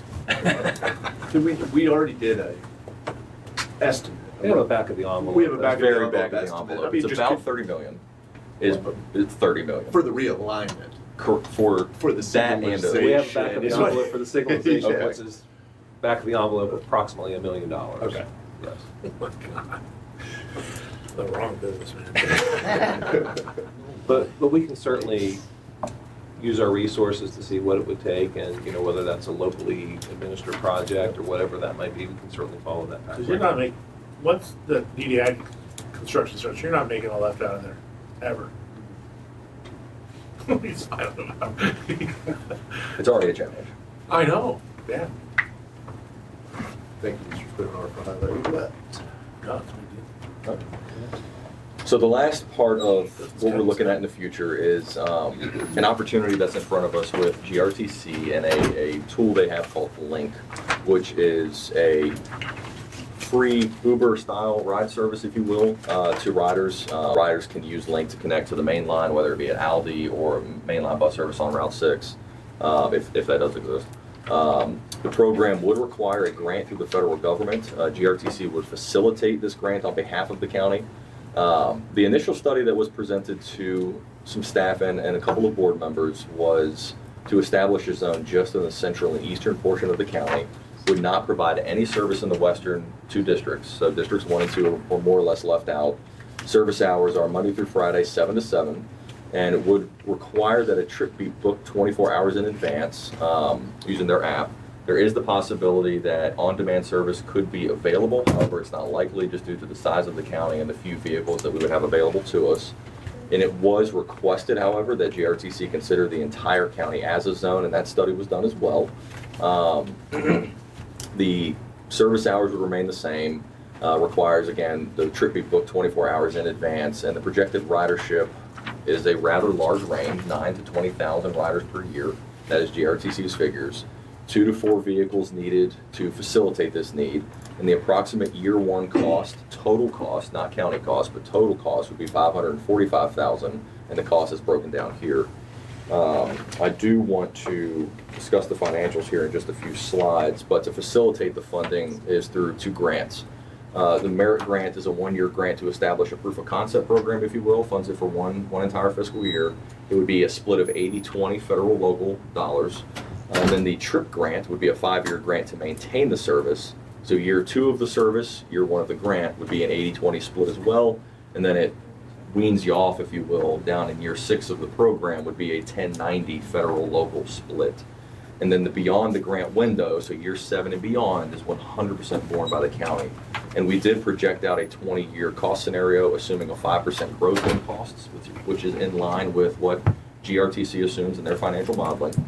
Year 1 county shares $109,000. Year 4 $400,000. Year 6 and 7 we're creeping over $500,000 to almost $700,000. And then again, year 7 is when it's 100% our responsibility. So year 10 we would go from almost $700,000 to almost $800,000. By year 15 we're over $1 million, and then by year 20 we're at $1.3 million, growing at 5% again per year. And again, this is just county costs. Correct, this doesn't account if we charge for the rides, so this is, It would have to be a free service unless GRTC changes the program. okay. So that portion is done through them. The county essentially doesn't put forth any effort other than cutting a check. So what you said you had a question there, which I love. Yes, so That essentially, question is really for the 1 year, correct? by approving the merit grant, if you will, the proof of concept, we're essentially signing on for the entire service, because it would be tough to then pull the service away that's being provided to the citizens, I would imagine. Could be done. It could be done, That's- yes. that's- There's nothing tying us to it. Right. I mean, and being one of the people in there, I mean, the Powhatan example it's anemic. I mean, they're getting 10 riders. I mean, it's. I was getting ready to say, what's the usage and the need? Yeah. I mean, have we interpolated, or whatever the term may be? So that is, How much that would again, cost? these GRTC numbers are provided that in the entire county, they would project 9,000 to 20,000 riders Oh, per year. okay. That's a rather large Yeah, range, that's a large but that's what they're gap. projecting. And that is similar to what they projected for Powhatan, And they're not meeting it. correct? Yeah.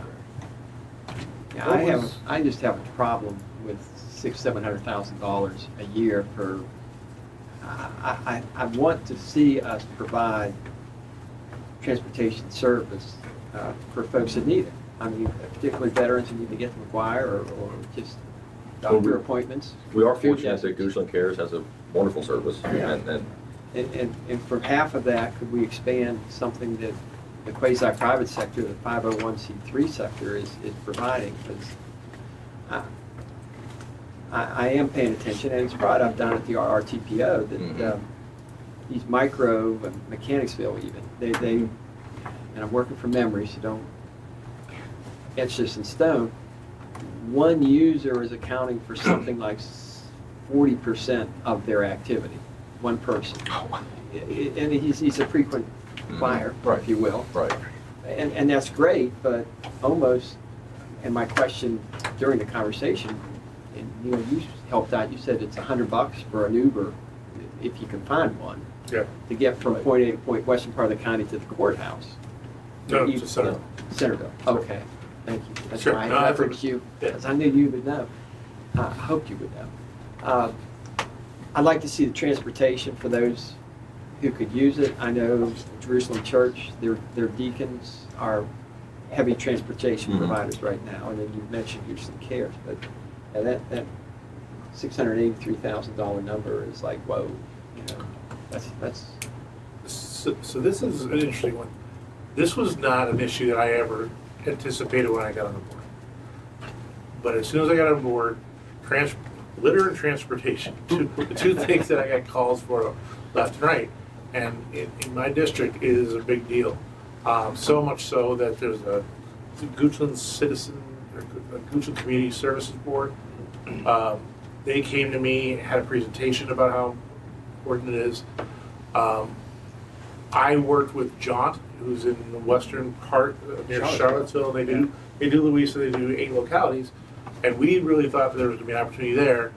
Then the director left and kind of left us. So that was 2 years down the drain.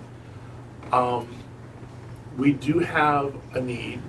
I know I've been pushing this something for 6 years, and the Jaunt is successful. Like, so my pushback about my counter argument with the Powhatan thing is I'm not sure they set it up correctly.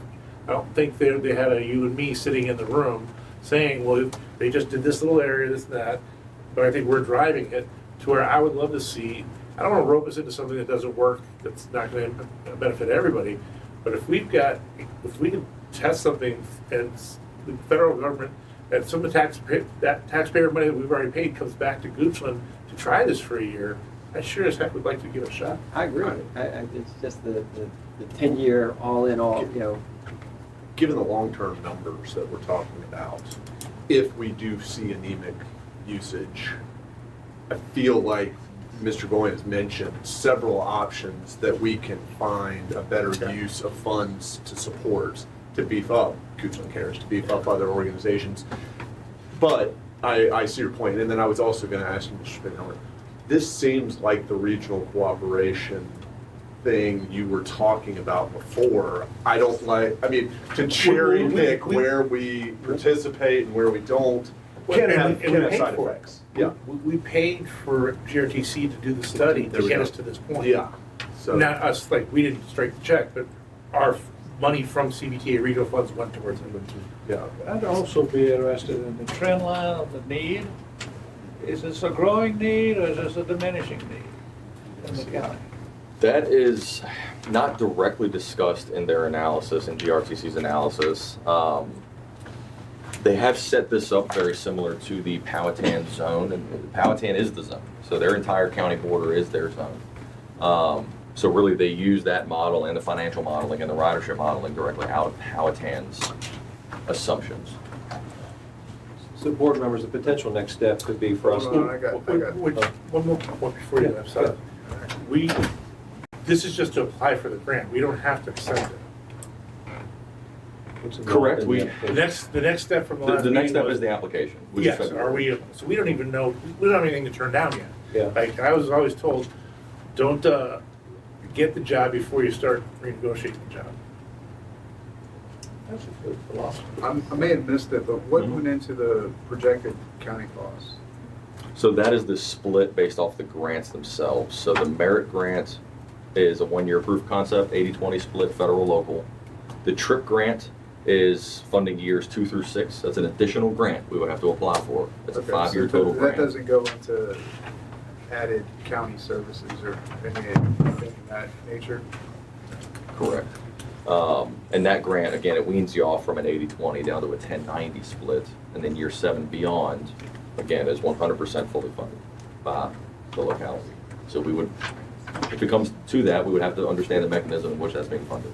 If we gave Goochland Cares, let me rephrase that, I don't like the word give. If we made $109,000 available to Goochland Cares, do we know what they might be able to do to expand their service? That would be a good conversation to have with them. It's a great, We have not what's asked the that question. alternatives? Yeah. You know, that's the only fix of this. It seems like grant application process and exploring that could be done If it doesn't tie us to anything. in the same Yeah. timeline. I think that's probably seems to be our logical path forward, because I do love the idea of supporting our, And I can't travel Or county citizen without seeing a services. Gooch Care. yeah. They More drive- of they more of drive- those would be good. They drive the wheels off. So board members, we can Which tells follow, me there's a need. Yeah. we could go three directions at the same time. We can work on the application, we can re-engage with John. Maybe they're interested, maybe they're not, What probably about not. Dash out of Hanover? Pardon me? Dash is out of Hanover. I know, I've looked at them and talked to John Badesky about them. And they're maybe not, but So that could be an option too, and then I can re-engage with Goochland Cares leadership and see if there could be an opportunity for a partnership, and so we can follow those pathways and report back to the board and go from there. Well, and I wouldn't want to looking at these numbers, I wouldn't want to say, what could you do with $109,000? Right. But what could you do with $250,000 or something, something that is in line with a 10 to 20 year view? What would a public-private partnership look Yeah. like to be able to meet the needs of our residents, given their resources, maybe additional resources? Yeah.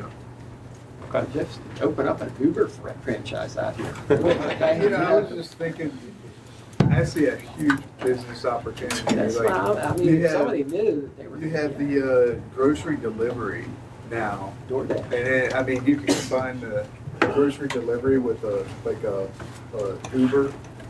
Yeah. Okay, Mr. Winfrey, to go to the next topic? Yes, thank you. Thank You wanna take a you, major Austin, and welcome back, buddy. Thank you.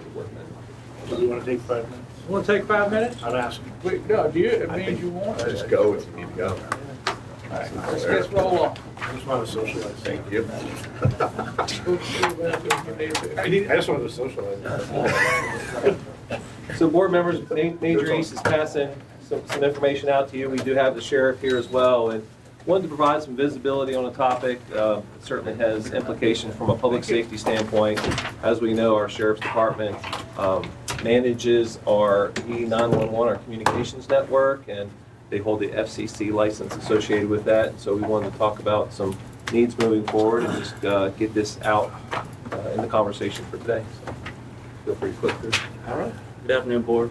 Hi. Chairman. Just, so we have a need that we've been talking about for a little while between us and Fire Rescue with our Public Safety Communications Center, our radio system.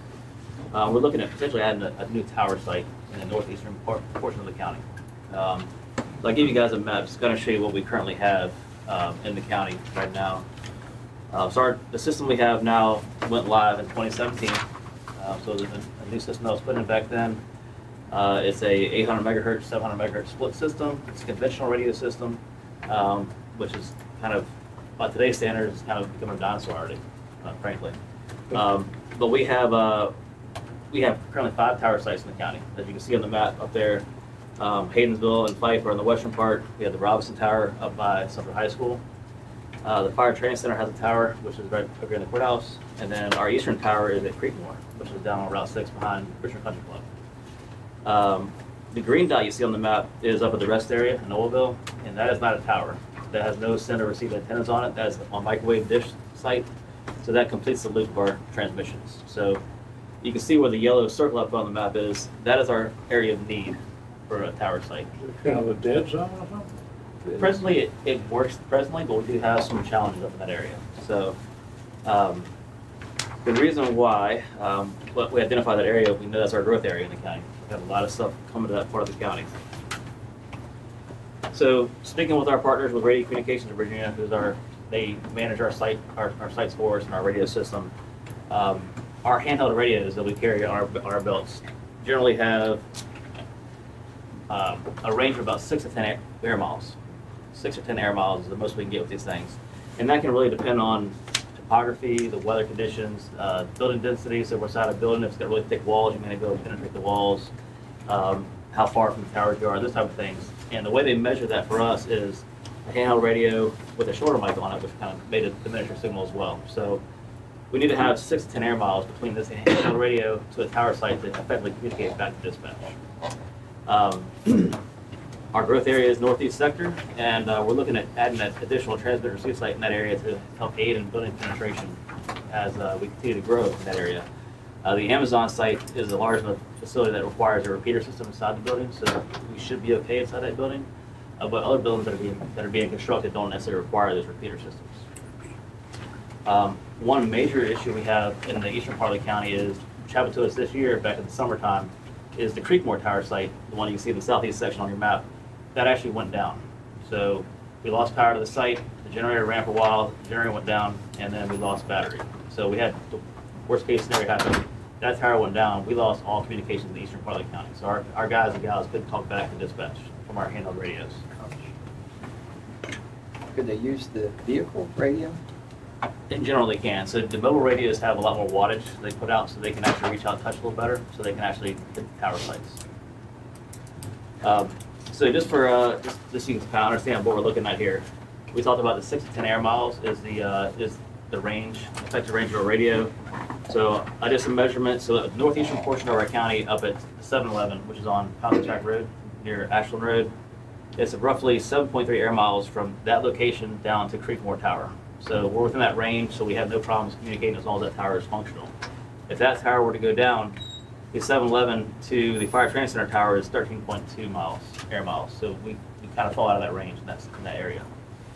If we go down to the southeastern portion of the county, the same thing applies. Currently at River Road, at Henrico Line, 3.3 air miles at Creekmore Tower. And then if you go from the same location to the Fire Training Center tower, it's 15.4 air miles. So definitely a ways outside of that 10 air miles we need to have communication with.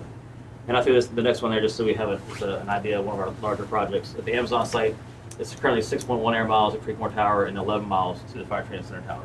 So definitely have some challenges there if we have radio system problems.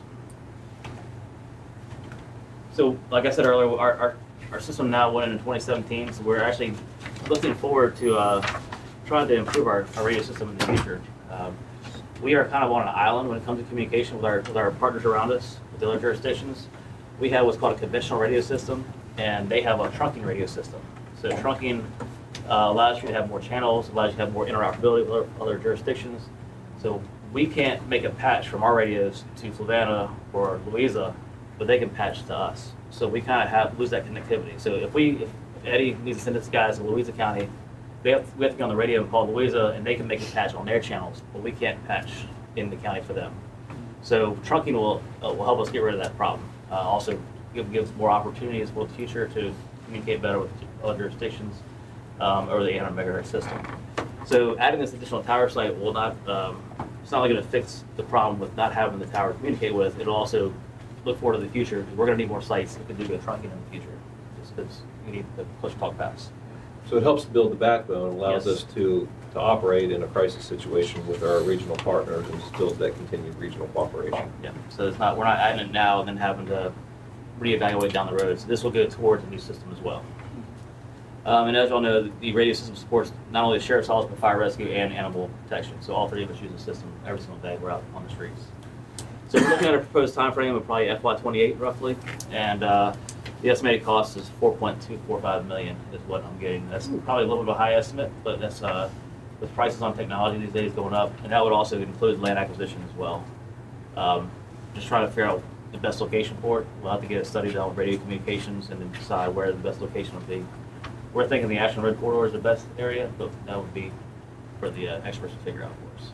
Don't we get antenna rights on the water tower? We do, and I've actually brought that question up because we have the water tower in Centerville. And Yeah. I've been told that water towers do not make very good radio antennas because they can't get enough vertical separation between the two, the send and receive antennas. Tell me that again, please. They can't get enough vertical separation between the send and receive antennas on a water tower. Okay. So like if we have a 100-foot tower, they can put the send antenna at the very top and the receive 50 feet down or whatever. But whereas on a water tower, you can't get high enough between the No, two. it's different. Okay. Yeah. So I antennas. So we're on all, that's a great question. Because on all of our cell towers, Goochland reserves spot on those, they're not Yes. able to be used. Well, yes. We always get like first right of refusal if a new cell tower is built. And we haven't seen one pop up in Ashland, in that area here recently that we've. The closer to be Hermitage, Yeah, so that Hermitage would kind of keep us still in the southeast section, but but we could use those if we needed to. we could. So like, if I'm looking down here, like the set, like near Free Square, I don't know the distance, but okay, but just looks like a big hole there. Yeah. Okay. Does this allow you to? So one of the things that I think having the radio system like this is you're independent of cell phone, you're independent of broadband. Is that accurate?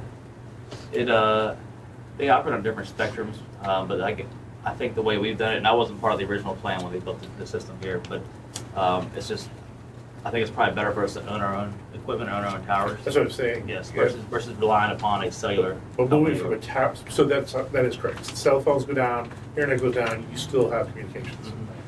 Does moving to the tower, the truncated system, trunking radio systems, does that take that away? It's still going to work in the same manner as, it's still going to be operating on 800 megahertz frequencies, so it's not going to really change that. The newer systems will incorporate some cellular stuff to it, but that adds additional costs to our system. And then we were talking a lot about transportation and the hard shoulder running lanes.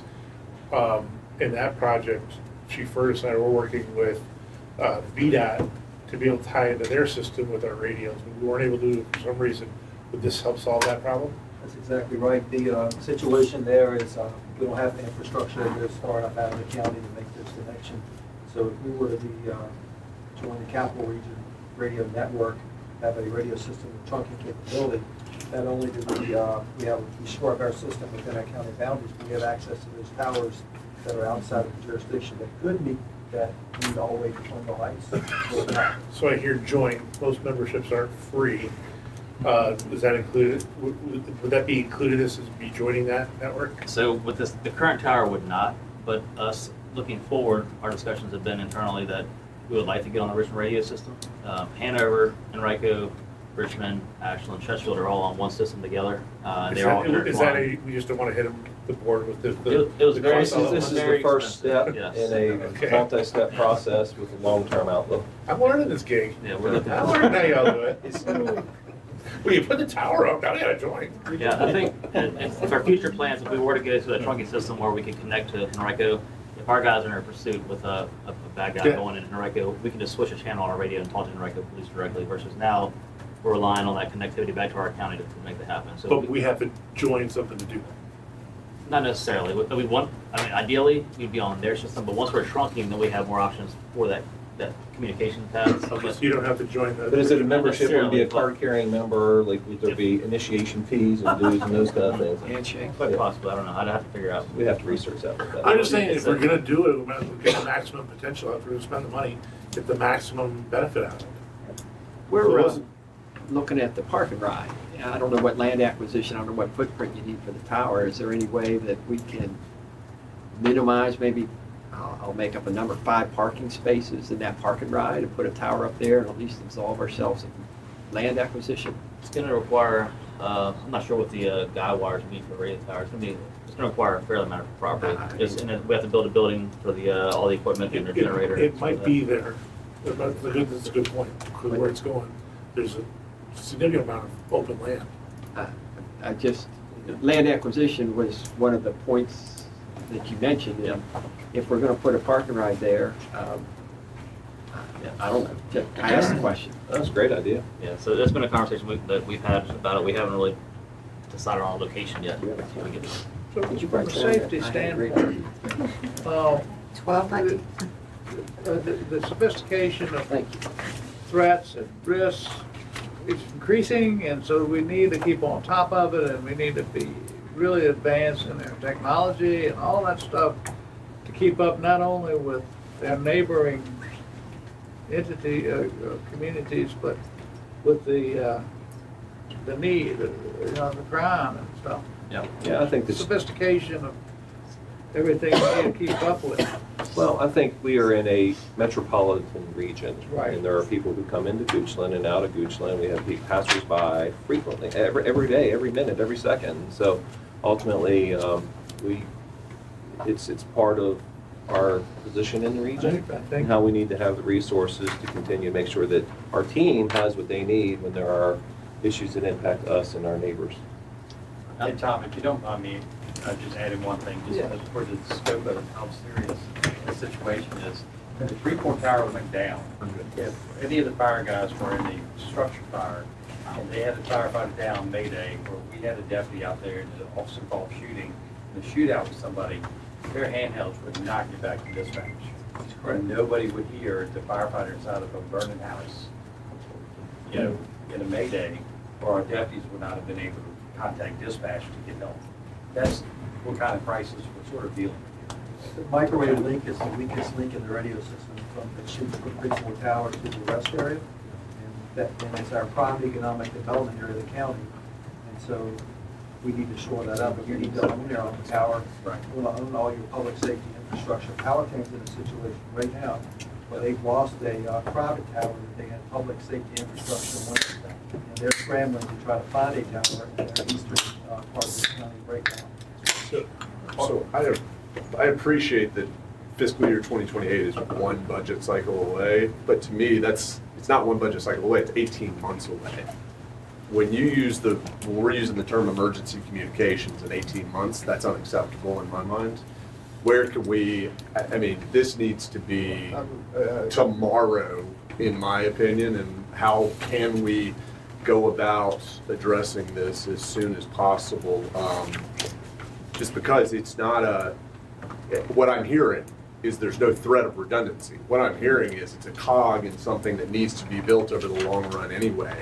So, I don't want to be, this is something that would go beyond, okay, we're running tight on the 2027 budget cycle, so obviously it goes into the next year's. This is something that straddles budget cycles, and if we need to shift things around, it warrants it. well, I think you're bringing up a good point.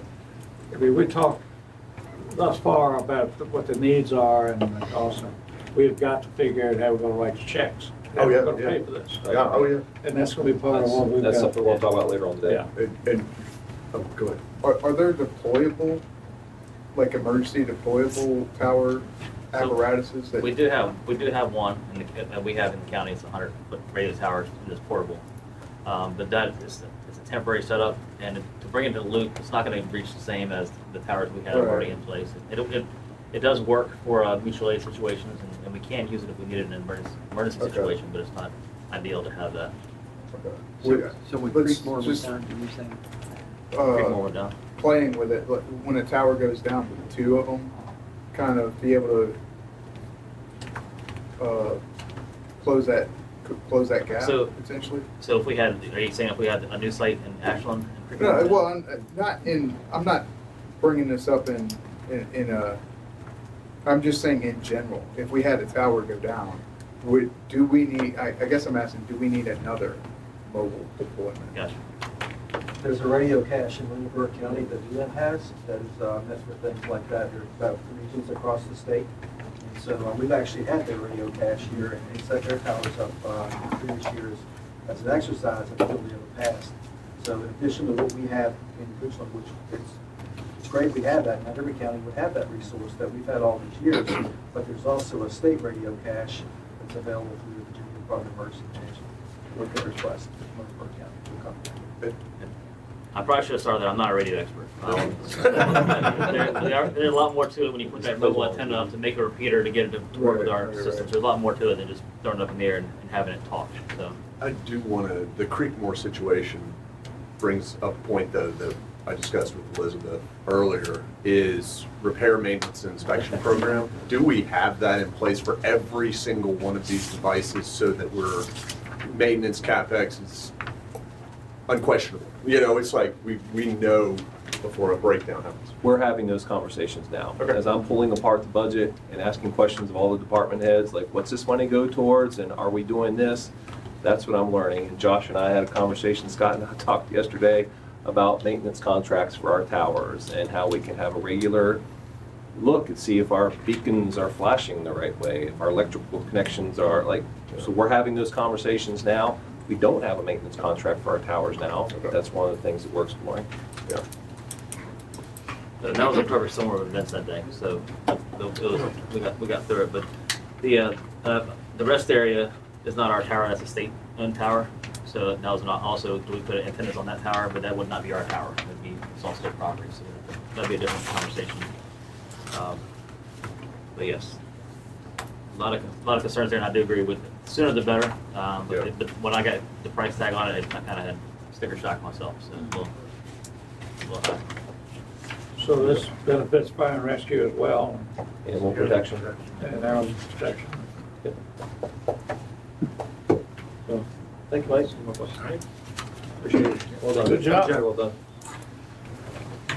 So as Chief comes to the table, the focus of this conversation related to fire rescue is on apparatus.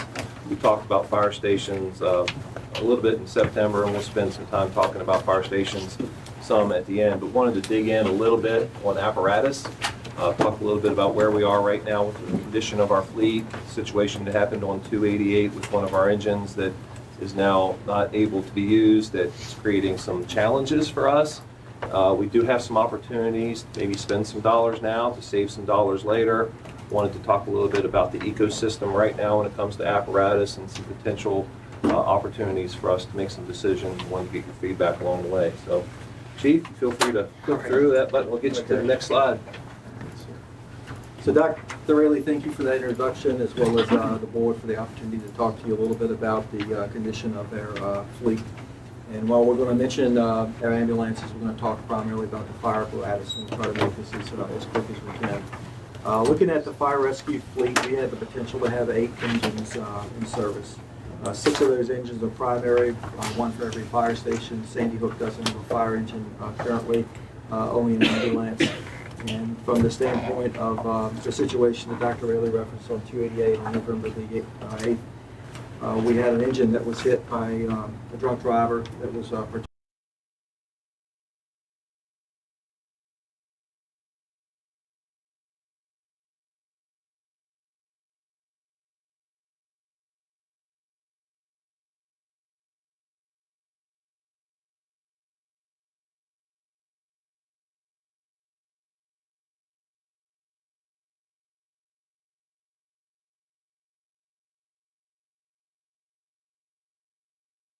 we received $194,750 for that engine. That was less a $250 deductible that we had, that took a couple $100 off of that.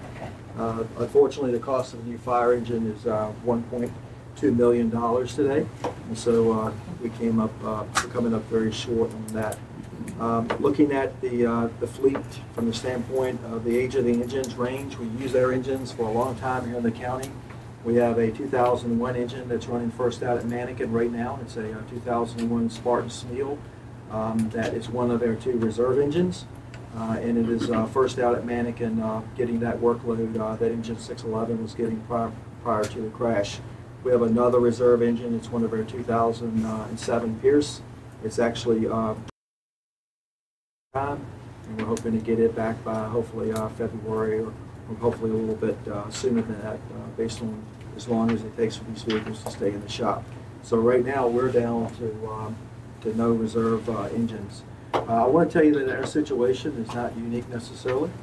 It is unique from the standpoint of how long we run our vehicles, but it is not unique from the standpoint of how fleet requires maintenance. We hear from our regional fire chiefs and our regional partners all the time that they're getting down to their last reserve engine, and it's really difficult to get these vehicles in and out of the shop in a timely manner. Mileage on a fire engine, it can be a little bit deceiving, anywhere from 13,000 to 104,000 miles. There's some hidden things about the wear and tear on a fire engine, or actually all emergency vehicles, is the amount of time that those vehicles sit on the side of the highway, sit at a fire hydrant, they're pumping at high RPMs or revved up, doing its job in a stationary format.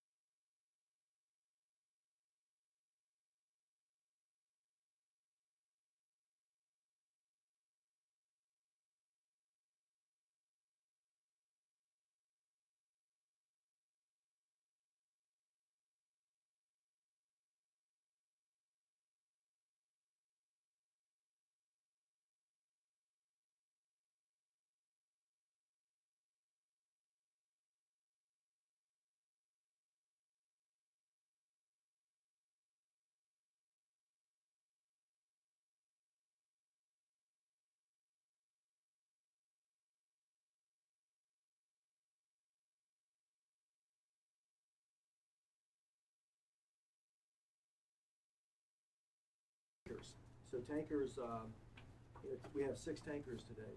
Thank you. We've been able to replace 3 of our 2002 tankers with new tankers. The first new one was in 2022, and then we were able to replace another tanker. And then we replaced, if you think back, Mr. Spoonhauer and Mr. Waters were on the board in November of 2023. We bought a stock tanker. We went away from a custom tanker because of the expense of those vehicles, as well as long delivery times. And we bought a stock tanker, which some would refer to as a demonstrator type model. It has all our features on it. We didn't sacrifice quality or safety, and we've saved about $250,000. And that unit is in service today and carries 3,000 gallons of water at Company 4 in Fife.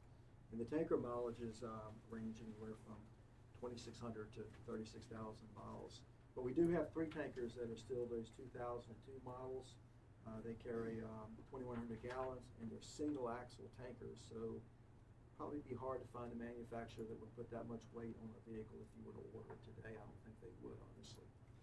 National Fire Protection Association NFPA standards. There's a standard for about everything in our business, and the one on automotive fire apparatus actually recommends that the fire apparatus be rotated out of frontline spot after 15 years, and then maybe use it in a reserve capacity for those next few years. But after 25 years, they recommend that the fire apparatus simply be retired.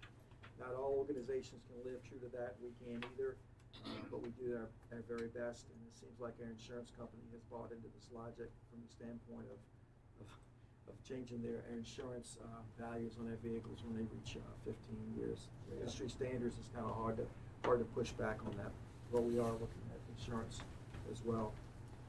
Okay, next slide. So this is our CIP. Looking at that, of course, we have Fire Station 7 in West Creek. Fire Station 7 in West Creek, we are ready. We have not, but we are ready to award a contract to an A&E firm. We have had that process. We have narrowed that down, and we could simply do that with your action when you're ready for us to get that project rolling. Fire Station 8 in Sandy Hook, of course, we've been running out of there since April of 2023. One of the things that came about was a roundabout construction here in the courthouse that turned into a really good thing for the Sandy Hook community. That ambulance has run almost 1,500 calls since April of 2023, runs up anywhere from 60 to 75 calls a month. That fire station project is out for bid right now.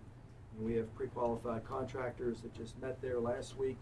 We hope to have the bids back in possibly, potentially February, I believe we could. January 22nd. Bids are back January 22nd. Potential action by the board March Yeah, so things are moving along. And then if you look at our CIP, and the thing about this discussion we're having today, we're talking about the current CIP here. So we want to fold that into our discussion today, something that you all graciously approved a year ago. But we have not ordered our fire engine for this year because we've been looking for a stock fire engine, and there hasn't been one. So we've had to spec the next closest thing to it, least complex model to it. And then the situation happened with engine 611, and then we have another fire engine in FY27. And so we started looking at a tanker in FY27, and we said, what if we try to find a way to save some money if we could order all these vehicles now, potentially save some tax dollars as well as delivery times and get those vehicles in the years they're designated for. So, I'm sorry, Mr. Mark. I do. Yeah. Sorry to interrupt, but No, that's, do you have counterparts in other counties, whether it be in the Commonwealth or outside, who have a maintenance replacement program in place where they hit a date set by the board, by policy, whatever, we designate, and they know that it's a fleet management program where you bought it in 2011, no matter what, it's being resold in the secondary market this year, and you've already ordered its replacement 3 years in advance. Like where it's literally the book has been set, and on a rolling basis your needs, your demands, and yes. And it just takes out the guesswork. Right. Effectively. We do know of those jurisdictions, and some of the jurisdictions that are more busier than the others, it's more frequent. In Rico and Chesterfield, for example, or in Hanover, they may rotate their units out at 12 years. We also have that program too. We built that into our 25-year CIP. And Lance, for example, we try to get 7 years out of it or 200,000 miles. Fire engines, we look at trying to live true to the NFPA standards here in Goochland, trying to get on track to rotate a vehicle out at 15 years, let it become that reserve unit. And also we look at, there is also a formula when you invest 60% of the purchase price into a vehicle, then beyond that, it's a bad investment.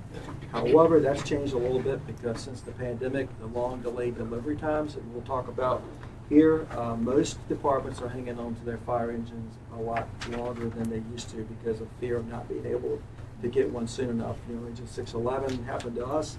God forbid another one happened.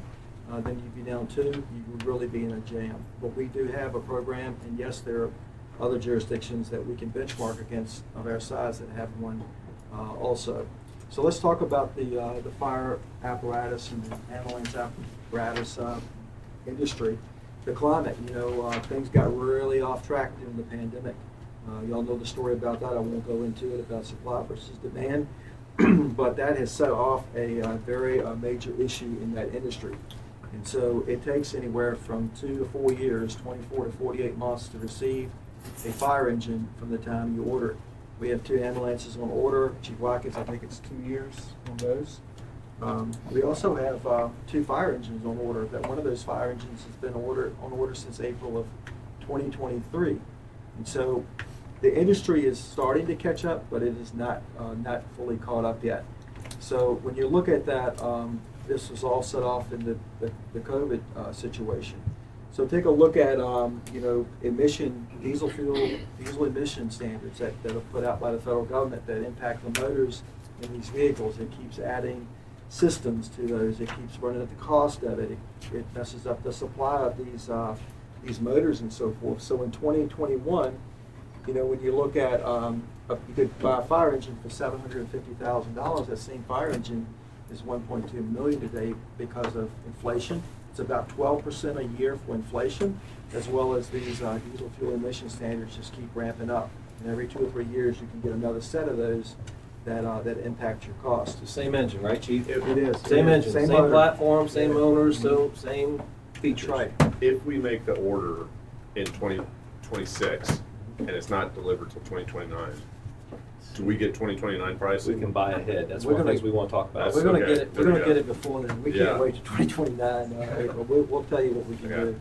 So looking at this, and we ordered a new engine 631 that runs today at Centerville. And it was $735,000 in FY22.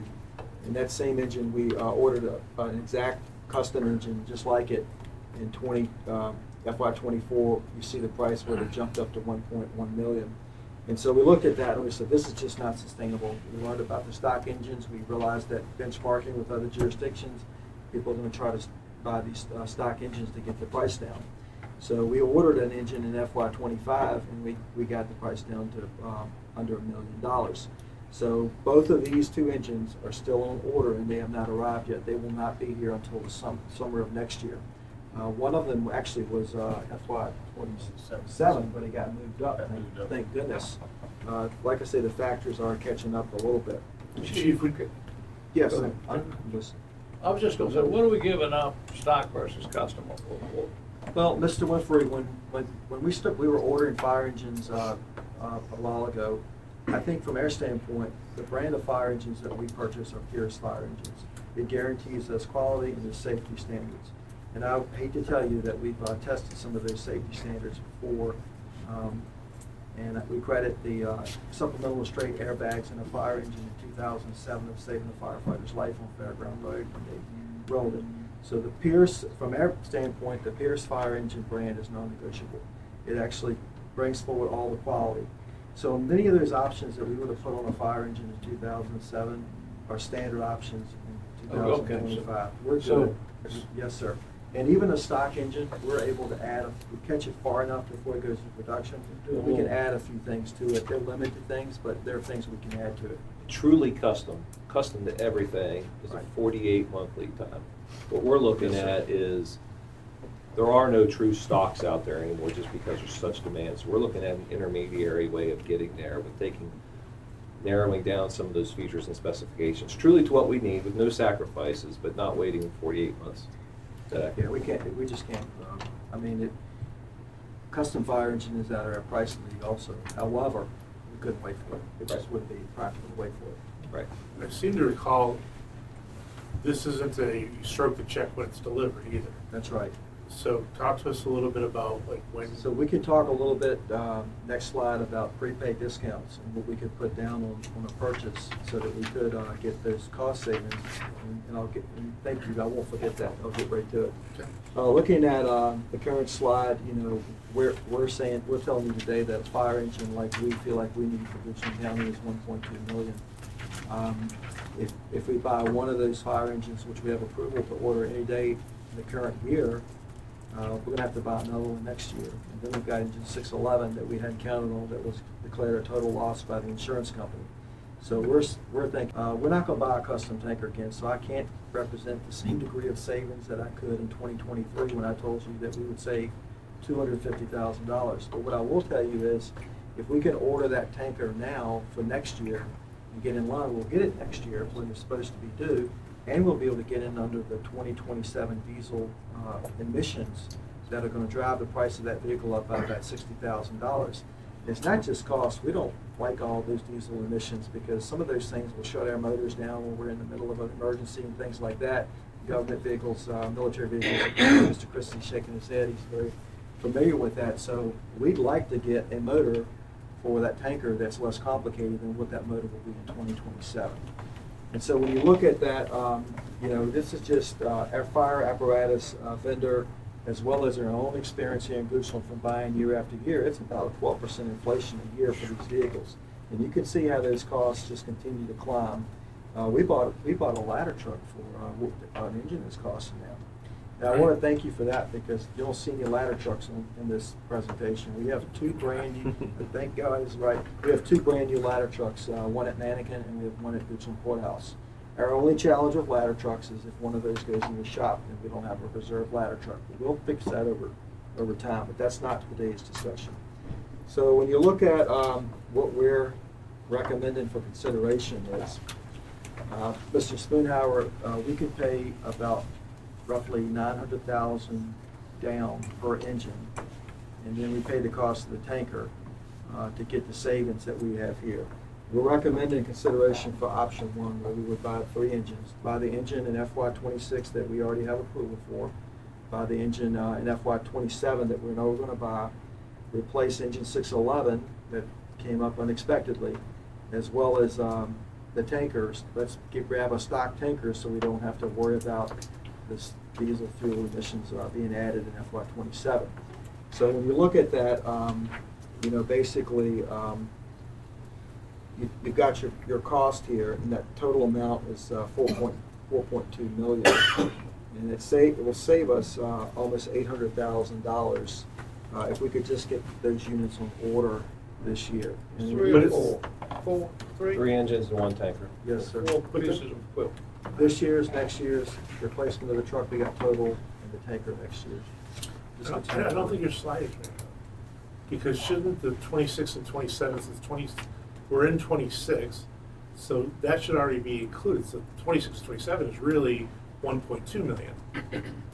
Well, It's already accounted for. well, it's kind of strange that the CIP meeting that actually does, we haven't bought the fire engine, we just haven't been able to Right. buy it.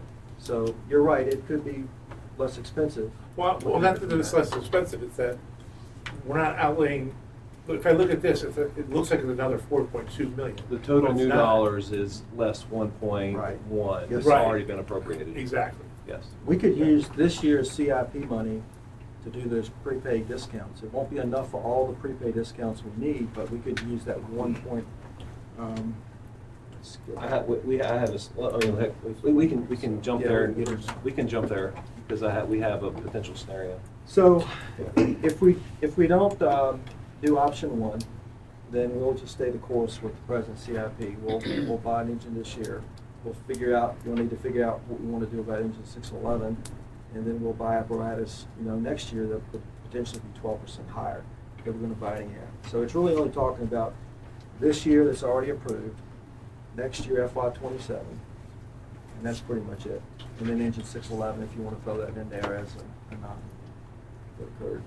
Yeah, so here's an option, board members. I mean, we're not necessarily focusing on the long term, because this is the total over 5 years, but to fund this in the current year, which would be 900,000 times 3 plus the 600.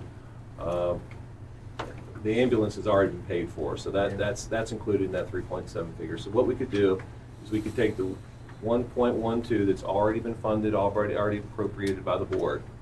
We could utilize 120 grand from the old fire proffers, which does not have any sort of geographic restrictions on us. We're expecting to get $194,000 from our insurance claim, and we could pull $1.8 million from the future capital projects section of the fund balance and fund 3 engines and 1 tanker now. So those engines will take 2 years to get here, 24 to 28 months. Because we're not buying, fire engines have different models, just like you buy your car. We're buying the next model closest to the stock engine, which is built in Florida. It has a shorter delivery time. But that just adds up $1.2 million to our need for the courthouse or whatever. Capital. Not necessarily. To fund this, it would come from, the fund balance. It would come from, money that has been set aside for future CIP purchases, projects, however you want to define it. It's money that's been set aside for purposes like this. I mean, if we look at a financing opportunity in 2026, and we are exploring, trying to explore those options, just the increase year over year versus where we can borrow money means we should find a way to get the money. I know we look at it as cash on hand, but if we're talking about a 3 to 4% borrowing cost, and I know you're conservatively estimating 5% versus 12% year over year, I don't see any reason why we don't ensure the funding of this, whether it is debt financing or whether it is reallocating Well, I cash. think the challenge of this, Mr. Waters, is, unless I'm thinking right, this is just 1 year, right? Because next year, 27, we have a huge number that we have, 28. That we don't necessarily have funded. Yeah, next year there would only be an ambulance in next year. if You know we're what I'm going saying? this Like, this isn't like, okay, we're done for 5 years. Oh, no, I know we're not This is done a- for 5 years. Yeah. But we've got to true up at some point, you know what I mean? Like, that's the way I'm looking at it, as if we say, let's get everything to a set standard, and that is a material cost, we align financing with that. But Yeah, I mean, you wouldn't see the fire, if you bought in January of '26, you wouldn't see the fire engines until maybe January of '28. You know, that's really our challenge, is it just takes so long to get them in their situation with the age of the fleet and those type of things, so. So, Chief, are these, so if I look at the big spreadsheet that has the year by year, Yes, sir. are these reflective of where they are? Yes, sir. So five years, so we have the large spreadsheet that you have, but we've been focusing on 5-year CIP. Right. And so in the 5-year CIP, there's one fire engine, which is a pumper, there's one ambulance for the next 5 years. And so we would have probably honestly already bought that fire engine if we could have found one. But I guess looking at the situation that we're in with 611 and the opportunity to buy multiple pieces to get these discounts, maybe it was good that we hadn't ordered one. It's a tough thing to say because it takes so long to get them without an engine at Mannequin right now. But we have a reserve engine running at Mannequin right now. So everything is on the same schedule. Ambulances, we have 448,000 this year. Mike, that ambulance was 408,000, but the stretcher is another 50. Yeah, so. Stretcher's 20,000. The stretcher ought to transport the patient to the hospital expensive. But it won't. So is this, so if I look at 26, we have one ambulance and one pumper. Correct. Does one of these 27, so we're saying the 27 one will move to 26? Current year, buy ahead, save money, yeah. Are we going to come back next year and ask for another pumper? No, what we have forecasted on this slide here is looking ahead the next 5 years based on the assumption that we would move forward with this direction. So in FY '27, it would be 501,000 for one ambulance, which is what we've been doing, by one ambulance a year. Next year, that FY '28 would be $900,000, which would be the remaining delivery in the ones that we ordered today. Great. 561,971 for an ambulance, 1.4 for an engine, and 138 for a brush truck. Dr. Miller, one thing that I probably haven't emphasized, or maybe haven't said at all, I don't want to confuse issues. We don't have apparatus built into the Fire Station 7 or Fire Station 8 project. And so our entire CIP project that runs kind of parallel to these facilities, we're trying to build the fleet to have a fire engine to go to Sandy Hook, to have a fire engine to go to West Creek. So if we get our 2 fire engines next year that have been on order for a couple of years, 2 or 3 years, and we were able to get this, then that'll put us in a pretty good spot. In FY '28, just to be clear, in FY '28, we'd be back to purchasing one engine a year, one ambulance a year. 29, same thing, provided, the board approves that, this forecasting, so. So when we are figuring on the new fire stations, Yes, sir. not only construction, but equipment, That's we've got to correct. price all that in there. It's not And the currently, CIP for that, one of each one of those. either we put it in the cost of the project, or we fund it through this way. Yeah, we What it costs us honestly, to do another one. we honestly thought that getting an engine a year and an ambulance a year with 5 years would get our numbers up to where we could move apparatus into those new facilities.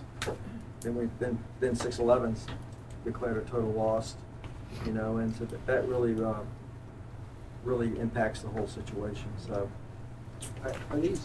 Are these numbers enough? I'm thinking back to call volume going up and wall time increasing, and so we've got 7 ambulances, and I'll just make up a number. 2 are sitting down there, one is St. Mary's and the other Henrico Doctors. But how do we, So, do we need more? Who speaks, Chief Watkins? If I may, we purchased a brand new ambulance for Fife. It went in service in April this year. It has 20,000 miles on it today. We had an ambulance that was 2 hours in St. Mary's today. The average loaded miles is 19 miles for each direction. So 19 miles for a patient load, and that's not getting to the call. So yeah, ambulances are going to be, I'm basically the plan for the ambulances that every third ambulance we buy will be rotated twice simply because of mileage. One of the things I want to make sure everybody understands about the apparatus is the apparatus that are purchased for new fire stations get to be part of proffer. Now, we may use up all the proffer money just building the station, Yeah. but the apparatus associated with construction are also eligible for new proffer money. Yeah, we're trying to Because we're building replace, capacity. we're trying to Yes, replace but it our has to old be fire associated apparatus. with construction. Yeah. That's a good point. We're trying to replace our old fire apparatus. We're trying to build a reserve fleet. We're trying to outfit 2 new fire stations that we think will come to fruition in the next 2 to 3 years. And so that's what all this is really about. Goodness knows if one of these older units that we're running, you figure Company 5's engine is a 2008 company. Let's see, 2, 4, 5, and 6 are all 2007 pumpers. And if we had some type of mechanical repair that was cost prohibitive, then we would be in a tough situation if we didn't have vehicles already on order. And that's kind of what we're looking at. So. Chief, one of the biggest concerns I see from slide 41 is that wide span of the age of engines, age of ambulance, age of tankers. When you're talking about the one and one kicking in, we're seeing that condense considerably over about a 5-year period of time. Well, you have to back the clock up back into around 2000, year 2000, 2001. Our apparatus purchases, we bought 6 pumpers at the same time, all the same age. We bought 6 tankers at the same time. Ambulances were not quite like that. We just wear theirs out quicker, so we find ourselves, even with new ambulances, we get quicker back into that. But over these years, that was a really, it helped us over those years because our volunteer members could go between stations and the apparatus was all familiar.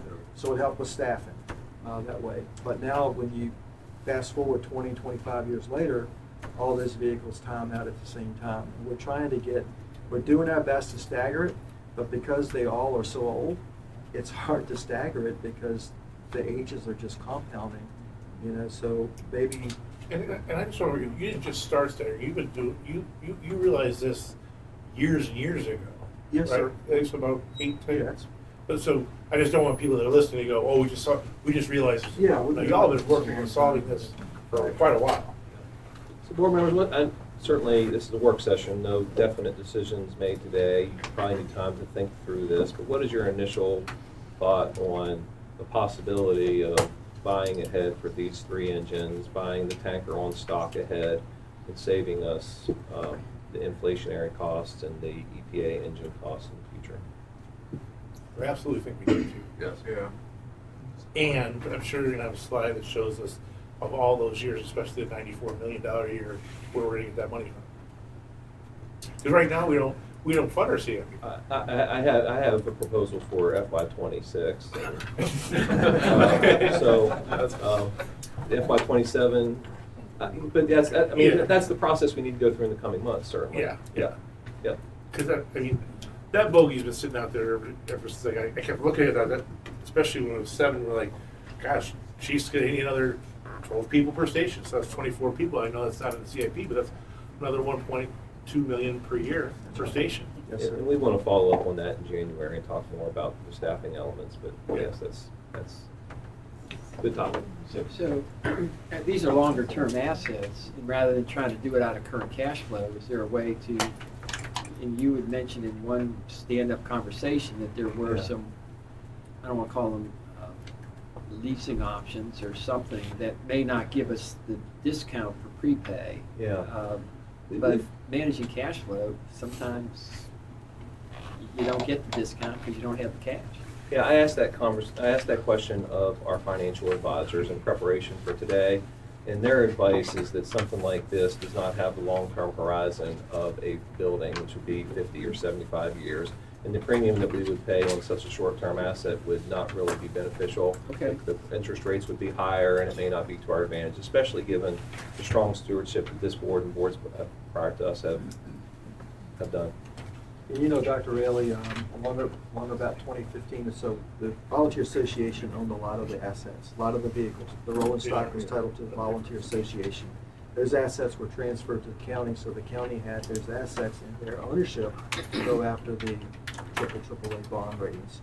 So I don't know how the lease would impact something like that, but that would have made the county have a stronger financial picture, and so there were no less than about 10 or 15 heavy apparatus that were, titles were transferred to County of Goochland from the Goochland County Volunteer Fire Rescue Association to make that financial portfolio good. Sheriff Creasy remembers that. The one thing, not the only thing, but something I've always been aware of since I got associated with this board. The call for ongoing operational expenses as we add more resources. And that's personnel resources, apparatus resources, new fire companies. And so that is an area that I'm going to be really looking at, because we've got to sustain, we've got to be able to pay for that in the future. We're no better where to buy that piece of equipment right now, but how to operate it and maintain it. You know, Totally understand. future operating impact. Agree.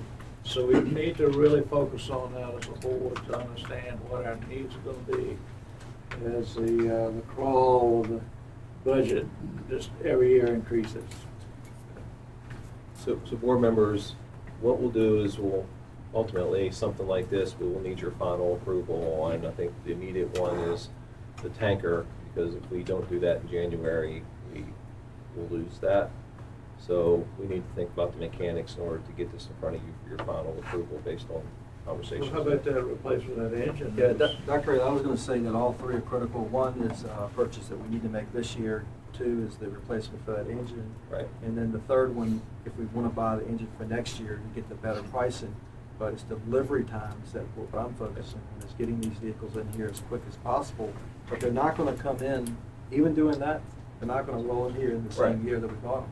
Right, but we'll ultimately need board approval. We need to prepare the Absolutely. paperwork for the board to be able to consider that publicly. But that engine did its job. Yeah, absolutely. That engine saved some lives of our personnel, I would think. I'm telling you, there was no less than about 7 or 8 people in front of that engine, just a few feet downstream. Some of those were air people, Powhatan. If that drunk driver had plowed into that scene, we were on the bridge. There's nowhere to go but 100 feet down on each side. There would have been serious injuries, to say the least, if that had occurred. Thank God that The didn't only happen. question I have is, can we get a dump truck and paint it red and I was thinking, can we You know, do we need to fund a blocker? it's funny you say that. There are departments across the state do that? that do that, fill a dump truck with sand, that type of thing. The problem with that is, it takes staffing to get that vehicle on the road, and you don't have it with you when you need it, is one thing. But then there's also units that have the, I forget exactly the name of what they're called, but they can stop the car. And so, thank you. Thanks, Chief. Thanks, Chief. Thanks, Appreciate Dr. it. Thank you, Dylan. Board members, next two agenda items we're going to plow through pretty quickly. This one allows for some time for some conversation about some finances. But Scott's been taking the lead for us on the space study, and we just wanted to take a minute and give you an update on where we are right now. We've been working on this for quite some time, but Scott? Yep, give thank you, us an Dr. update. Rayleigh. Board members, just a brief overview. July of 2025, the county engaged HBA to update the 2018 space study, as well as perform a courts space needs report. HBA and Venture submitted the court space needs report on October 7th of 2025.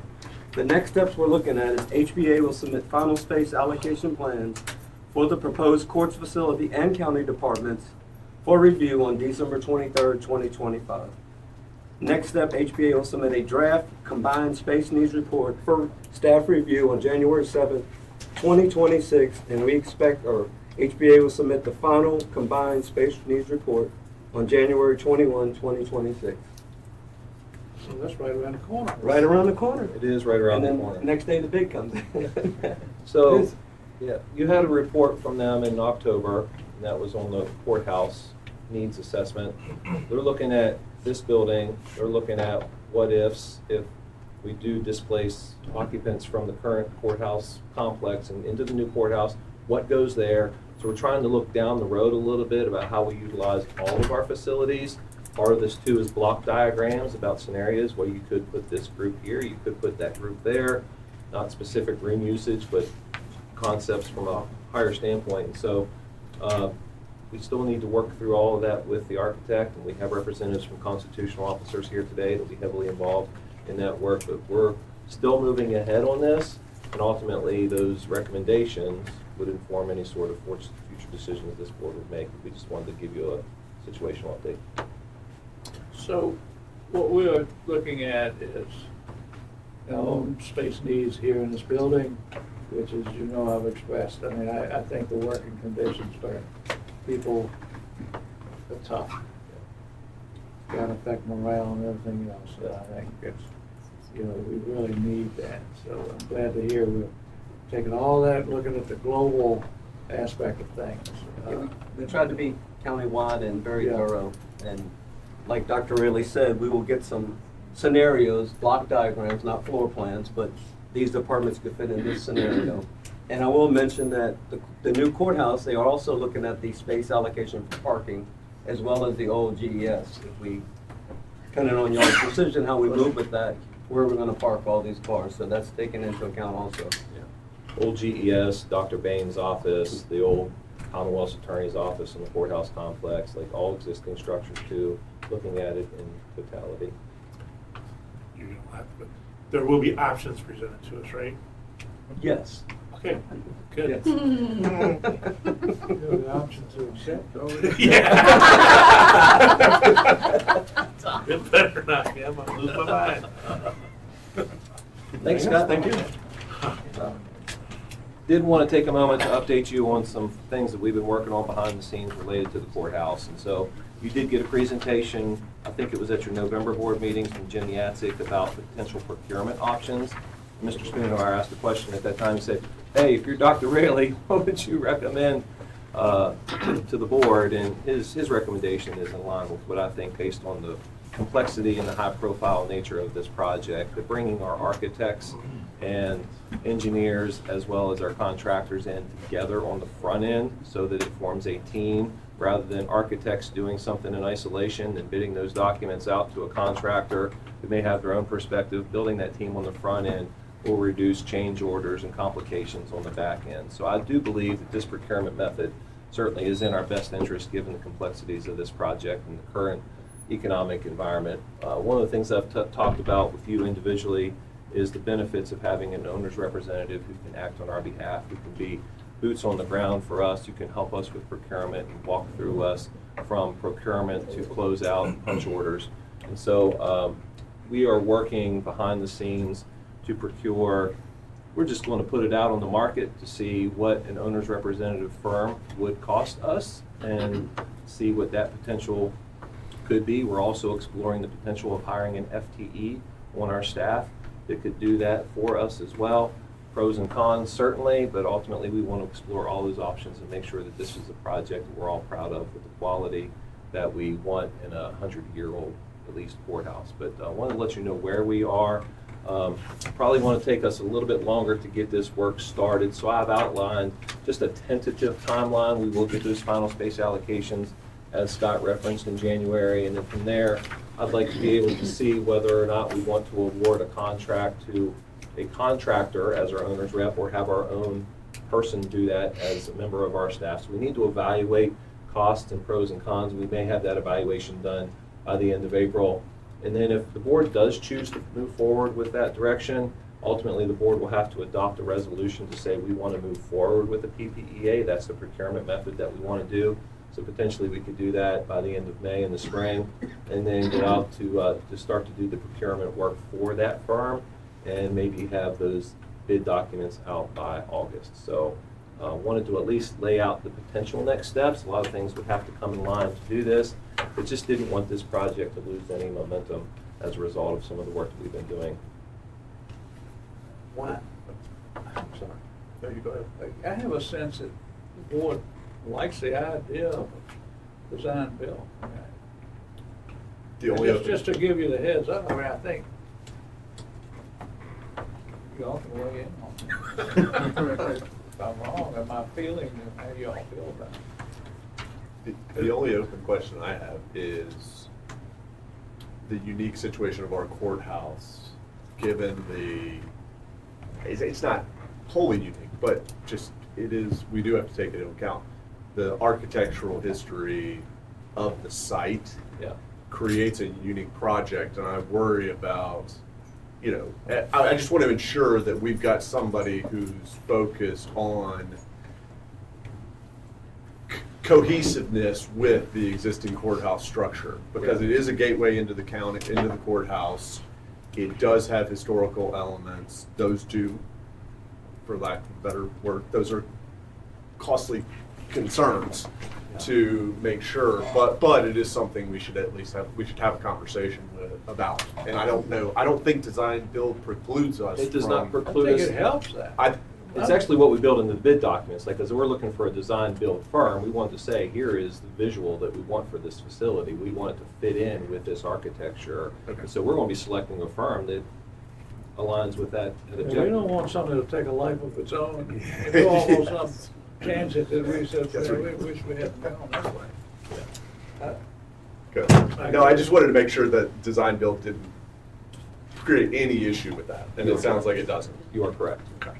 Now, all of this for the courthouse was contemplated by prior boards, supervisors, and baked into bond referendums that the citizens approved, all of that, right, Mr. Spoonhouse? Yep. So, just want everybody to know we're not sitting around here creating this right now. I mean, it's been endorsed, we're endorsing it, and we're perpetuating this thing, and I'm glad to see if we can hold it in August of 2026, that would be a goal. That is my goal at this point in We'll pledge time. that right now. And if it needs to change, I'll let you know. So I have a semi-serious follow-up. One of the things that really pushed this along was our judge. And the judge in Commonwealth, Virginia has the authority to almost mandate that county build a courthouse if it deems it unsafe or necessary. Is our judge comfortable with these timelines? I haven't communicated with him. My communication has been through Amanda as our clerk, and have not had any communications directly with the judge. Given his schedule, it's a little bit challenging since he's so darn busy. But I've been in constant communication with Amanda. Sheriff and I have been talking, Mr. Lumpkins and I as well. So I've been keeping our constitutionals informed. Appreciate that, and I would love, just because, I had to sit down in front of the judge's previous administration to talk about timelines, just dot our i's and cross our Yep, t's. I'll make that request. Thank you. Yes, sir. Will do. So board members, we talked about a ton here today, and I'm grateful for the conversation. It's been really helpful for us as staff, so thank you. And so I just wanted to start to talk about what ifs. I mean, we've been talking about a lot today, so at the end of the day, what does this mean?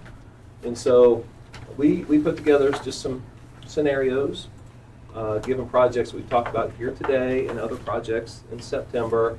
And just for transparency, the numbers you're going to see on this screen have not been bid. They haven't been shared with the third party.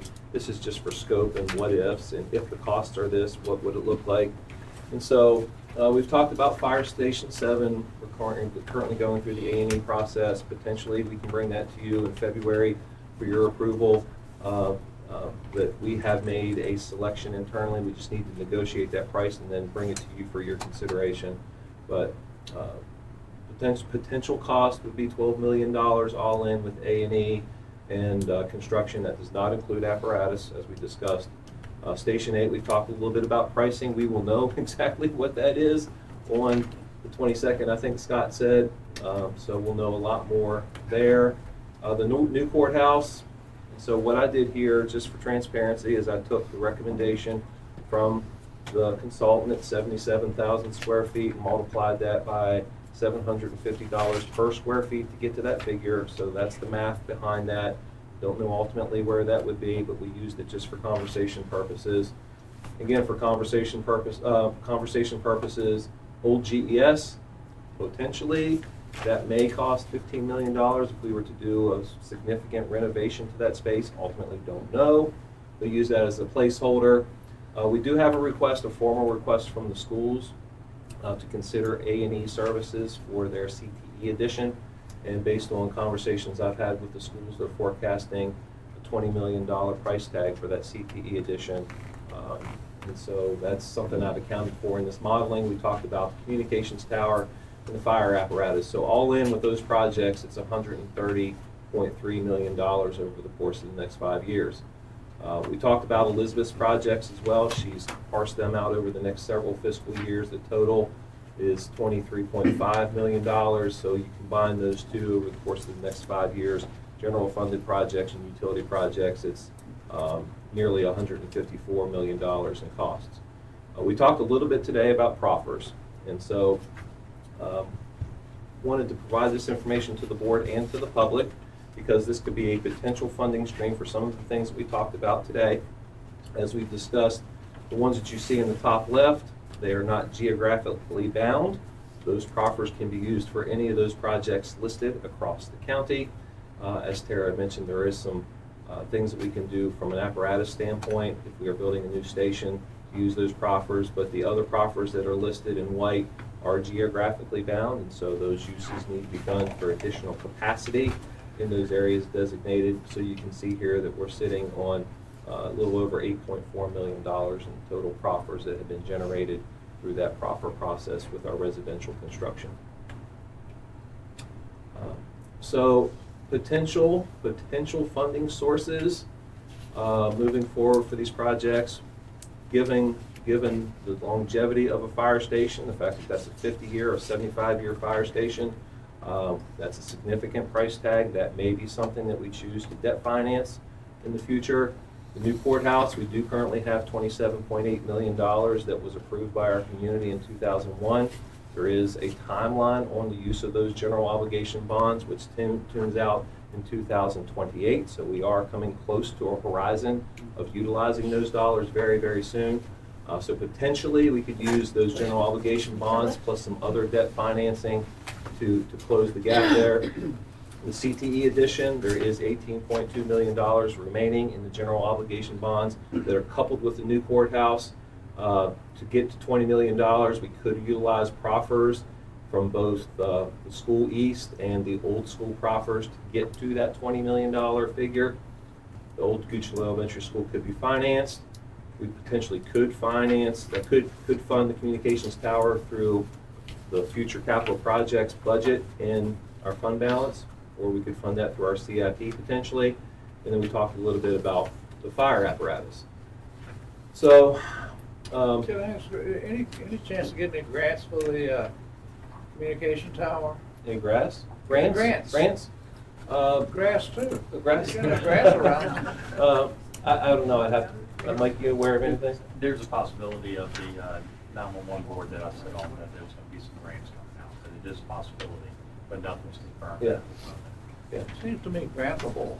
Yeah. Yeah. Yeah. Definitely need to follow that lead. Regional.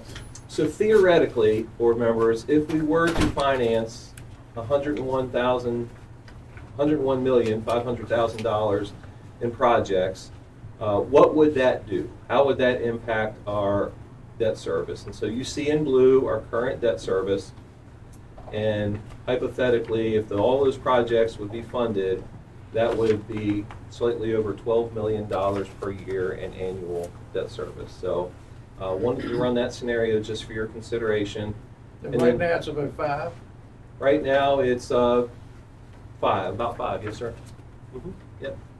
So the blue is current and the green would be addition. And so I asked our financial management team, I said, contrast that against our debt policy.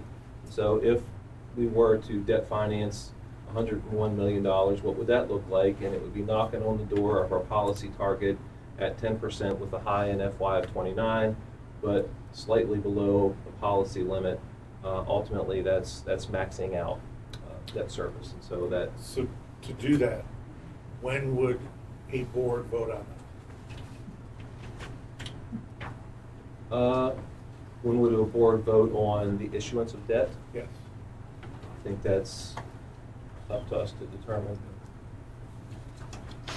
We have an election coming up in 2 years.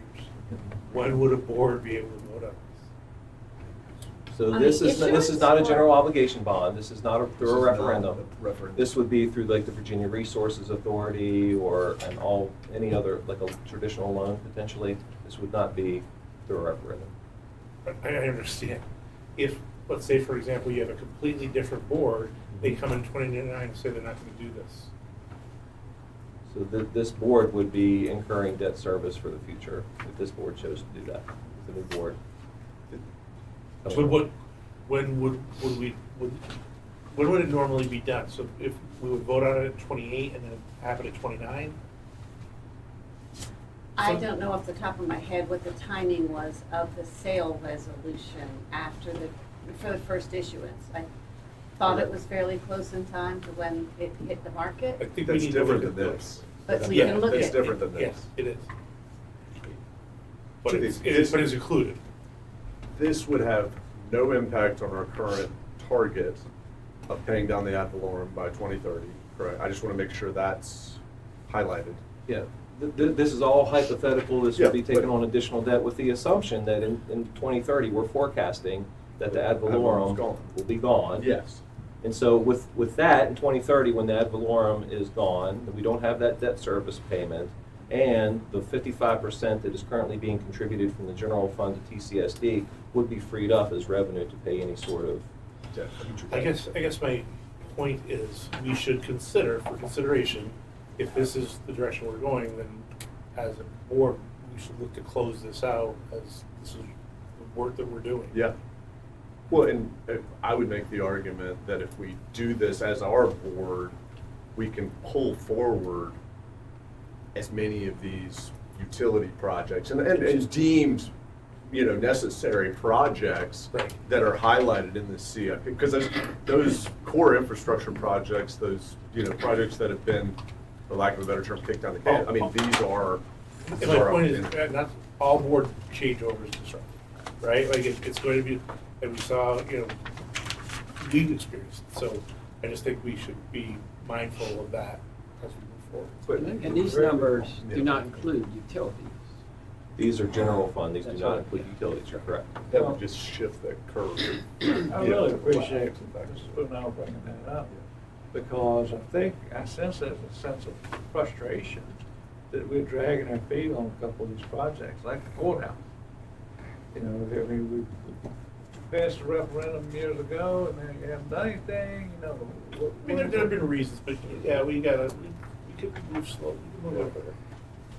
And then, just clarifying point, so everyone realizes, these targets, we've grilled our PB mayors, I believe, backwards and forwards to make sure that these targets firmly in their opinion, firmly keep us in our AAA rating status. Just so the public is not concerned about this breaching something or these are AAA targets, not anything beyond that. What Yes. TV there, should have been. Who was it? The financial guys, I can't. Yeah, but I can't remember the name. Yeah, He- he's Yeah. retired. They both There start we with a go. P, Mr. Botters, PJM. PJM, Yeah, yes, well, there we go. Sorry, but that is a big point to highlight, is this is not something that is would be deemed, too much leverage, I guess. This would be, very prudent leverage. So we're more than doubling the debt service, and so that's got to come out of cash flow. And so what we haven't really looked at, and Dr. Rayleigh somewhat addressed this morning in my one-by-one, is that the revenue side as to how much is the economic development that has recently been announced. And historically, real estate has escalated 5% plus. I mean, so the revenue side is of as much interest to me as the outgo. I just am uncomfortable spending more than we've got coming in, though I still like the idea of longer term resources, capital, buildings or equipment, that we don't try and just free cash flow it out of this year's revenues. I'd like to think that if we've got a fire truck that's got a 10-year use to it, the people that move here in 3 years help pay for it. And not everybody who hears today pays for it, because the people that move here in 3 years are going to get the benefit of that. So that's, Well, I appreciate the fact that we're talking about it. yeah. Because typically, we look at 1 year, and then we go, we don't fund our CIP, we hope that we budget conservatively, we have large excesses, we cash run things, that's been great. Yeah. But I'm not sure that's It's not tenable. the best well-managed Well, approach. you wanna take. we can't, you can't continue. The Yeah. numbers are too big. I mean, we don't have those kind of surpluses. So we talked a little bit about utilities. So I just put this up here because I think ultimately we need to decide where we go from here. I want to know what I can do to be supportive of you, what questions you may have, what can we as a team bring back to you to help get more information, whether it's the timing, by the time we take on debt, what would that look like some of these questions that you've asked. I want to make sure that I circle back so that you have this information and we can Yeah, take for me, any it sort of will next be the steps. revenue. I Okay. really would like to see revenue projections and what's the delta between what we think we're gonna bring in Yeah. and what these needs are. And I appreciate that we can save $900,000 if we prepay, but we can't we're not gonna prepay with my good looks. I mean, we gotta have the cash. And so that's, what do we got coming in? And if we don't have the cash coming in from current operations, tax revenues, then we got to finance it somehow. Yeah. I tell my wife that we save 100% of not buying something on sale as opposed to 60% when she buys it on sale. I mean, and so we can't pay, we got to have the money. And so I'd like to know where the money is projected to come from current operations. I agree with you 100%. So we need to do some financial modeling or pro forma planning. And, you know, and I think part of that would be taking into consideration the tax rate and our desire to maintain that at a level that's Cut it. at now. Or cut it. And so, you know, you've got to look at both sides of this. Where is the revenue coming from, and so forth. And how does transportation fit in all this? That's outside of it, we figured a way to do our part on that? Well, transportation's not included in any of this because, as we've talked about, we've been the beneficiary of some pretty great regional So dollars. it's been taking care of itself? So that's been Thank you. little, Thank very you. little local Yeah. investment Don't as be a mind. result. So it's really not part of these conversations or scenarios. These are other big ticket items that there are no other funding sources for. I'll also highlight, you know, you did do an analysis, peak of just over 12 million in annual debt service. Correct. You're showing on slide 54, 12 million in fiscal year 2026, 16.8 million in 2027, 110. I mean, we're showing in a pay-as-you-go model that, That's all I want. I want to be more precise. I want to go. oh no, we'll get elaborate there, on we'll that. get there, but I Yes. think the debt servicing for this level of capital expenditures fits our cash flows so much better, and our needs. We're identifying this. And the other thing is, it seems like they're all top priorities. There's no need for prioritizing any of it. We wanted to yeah, it is priority, you're exactly right. There are other Seems projects that are on the capital improvement plan that we didn't talk about Didn't talk today. about. They are real projects, but wanted to use this as an opportunity to prioritize those that were more urgent. Do we want to go down this list, just so we? We certainly can, whatever the board wants to do. But whatever's gonna be most useful to you. Yeah, I would be, it would be helpful to know what you want on the Ridgefield pump station if we want to get in touch with, and it is PFM, I'm sorry, I was thinking PJM Grid. It's PFM, our financial advisors, to see what that would look like, how exactly that would impact rate structures. We have done some high-level analysis, but we can certainly dig in and bring something back to you if that's what you would like to do. I think beyond Ridgefield, I mean, you've shown 101.5 million in debt, potential debt needs. I would just say, what is our menu of options for 101.5 million of debt issuance? I mean, that would just be When you say something how to would look be at. structured. How do, the structures, the Structure. various I think that would be structures. important with what we've got coming on.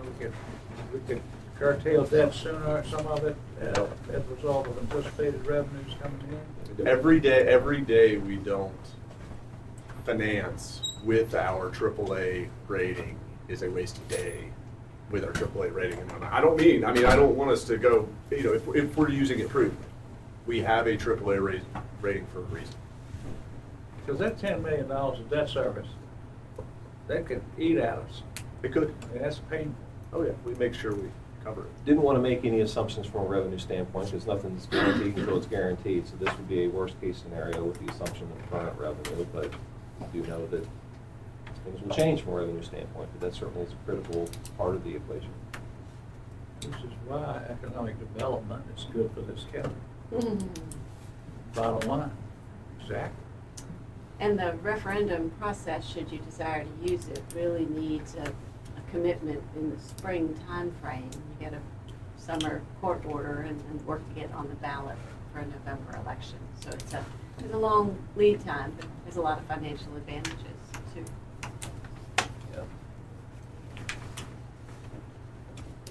Have we answered your question, Dr. Ridley? What would be helpful? And Charlie asked the question, should we go down this list and score them and rank them? Well, I think of all of them on this list is the fire engines and the tanker one, just because if we don't order the tanker by January, we lose that, and we lose time if we don't prepay on fire engines. I do believe that we do have a current appropriation. We have insurance money, we have proffer money, and we could utilize some money out of our existing fund balance to do that. It would come out of a reserve, but that would be cash, and you're blessed with a strong position there. Personally, I feel like these aren't nice to haves, they're must haves. Yes. And if we could save money on them, I understand the revenue piece, Mr. Lyle. I'm equally concerned and have asked for additional meetings with staff to understand that. But I feel like we should do this. You're all gonna laugh at me, but the only thing I don't think the CTE edition is enough. I would love to see us invest more. Me too. Agree. I agree.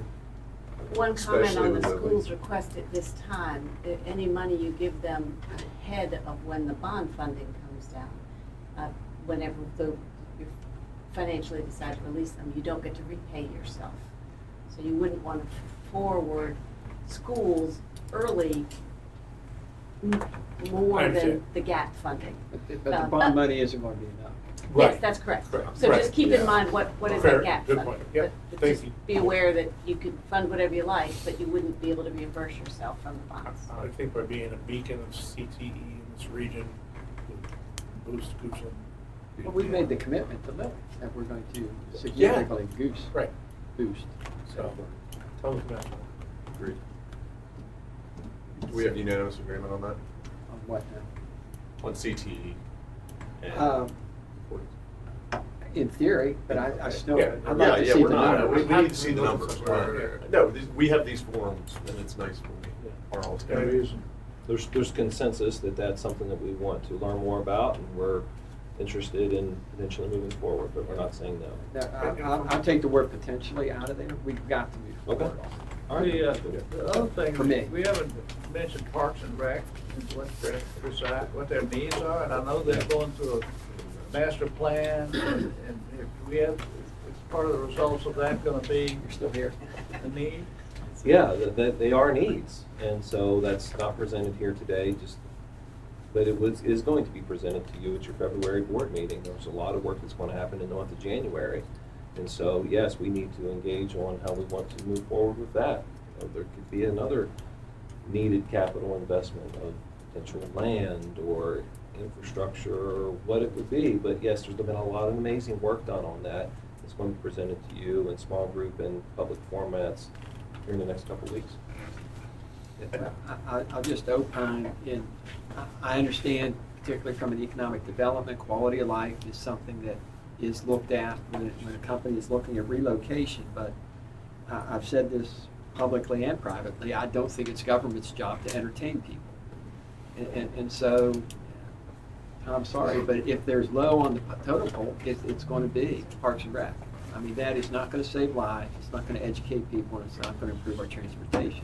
I'd like to do it all, but if I'm going to do a hierarchy, Parks and Rec would probably, not probably, would be the last thing I would look at financially. The only thing I would add, I mean, I don't want to argue it, but I mean, I think residents look for quality of life. amenities, that type of thing. So, Mr. Spooner made a good point. So fire engines, tanker, I think there's Sounds consensus. like there's It feels support like for there's that. consensus. Yep. I would add, you did mention that general fund for future capital projects in the general fund as a source for the emergency comms. To me, that's a must-have. Okay. So that pull forward to the extent possible. Can you explain that? Yeah, run that by Jim. No, you were mentioning a fund balance a fund balance that was available. There's currently $17 million in the fund balance for future capital projects. So there are opportunities to pull from that fund source to do some of these things, particularly the fire engine, or it could be the emergency communications tower. One of the things we need to be cautious and careful about is if we take that $17 million, it impacts the percentage towards your policies of your assigned and unassigned balance as a part of your overall budget. So we are above your current policy as is now. So we have to make sure that we would not take too much out of that would be in contradiction to your policy. So we have to make sure we're aware of that as we make those decisions. That also impacts revenue because we're earning money on that, are we not? Some, yes, yes, we are. It's not as much since the interest rates have dropped, but we are earning money on that. Yes, sir. So that goes back to the revenue side. Yes. great session. Okay. Certainly, great opportunities to follow up. I feel like I have some good intel today as a result of today, and ultimately anything we do on these significant projects will be done publicly, and it's been very, very helpful to inform our future work. So, really grateful for your thoughts. Thank you. Is that it? Anything else for the good of the cause? Well, let's see, we need to do an adjournment, we will adjourn till Tuesday, January 6th. The afternoon meeting will be to be determined, and the organizational and business meeting 6 p.m. Public hearings in the boardroom 250. Meeting is open to the public, and let's call this meeting adjourned. Okay. Thank you. What's going on? Happy vacation. Where are you going? It's a drag. Oh. Can't do it all. Technically, I'm. As a people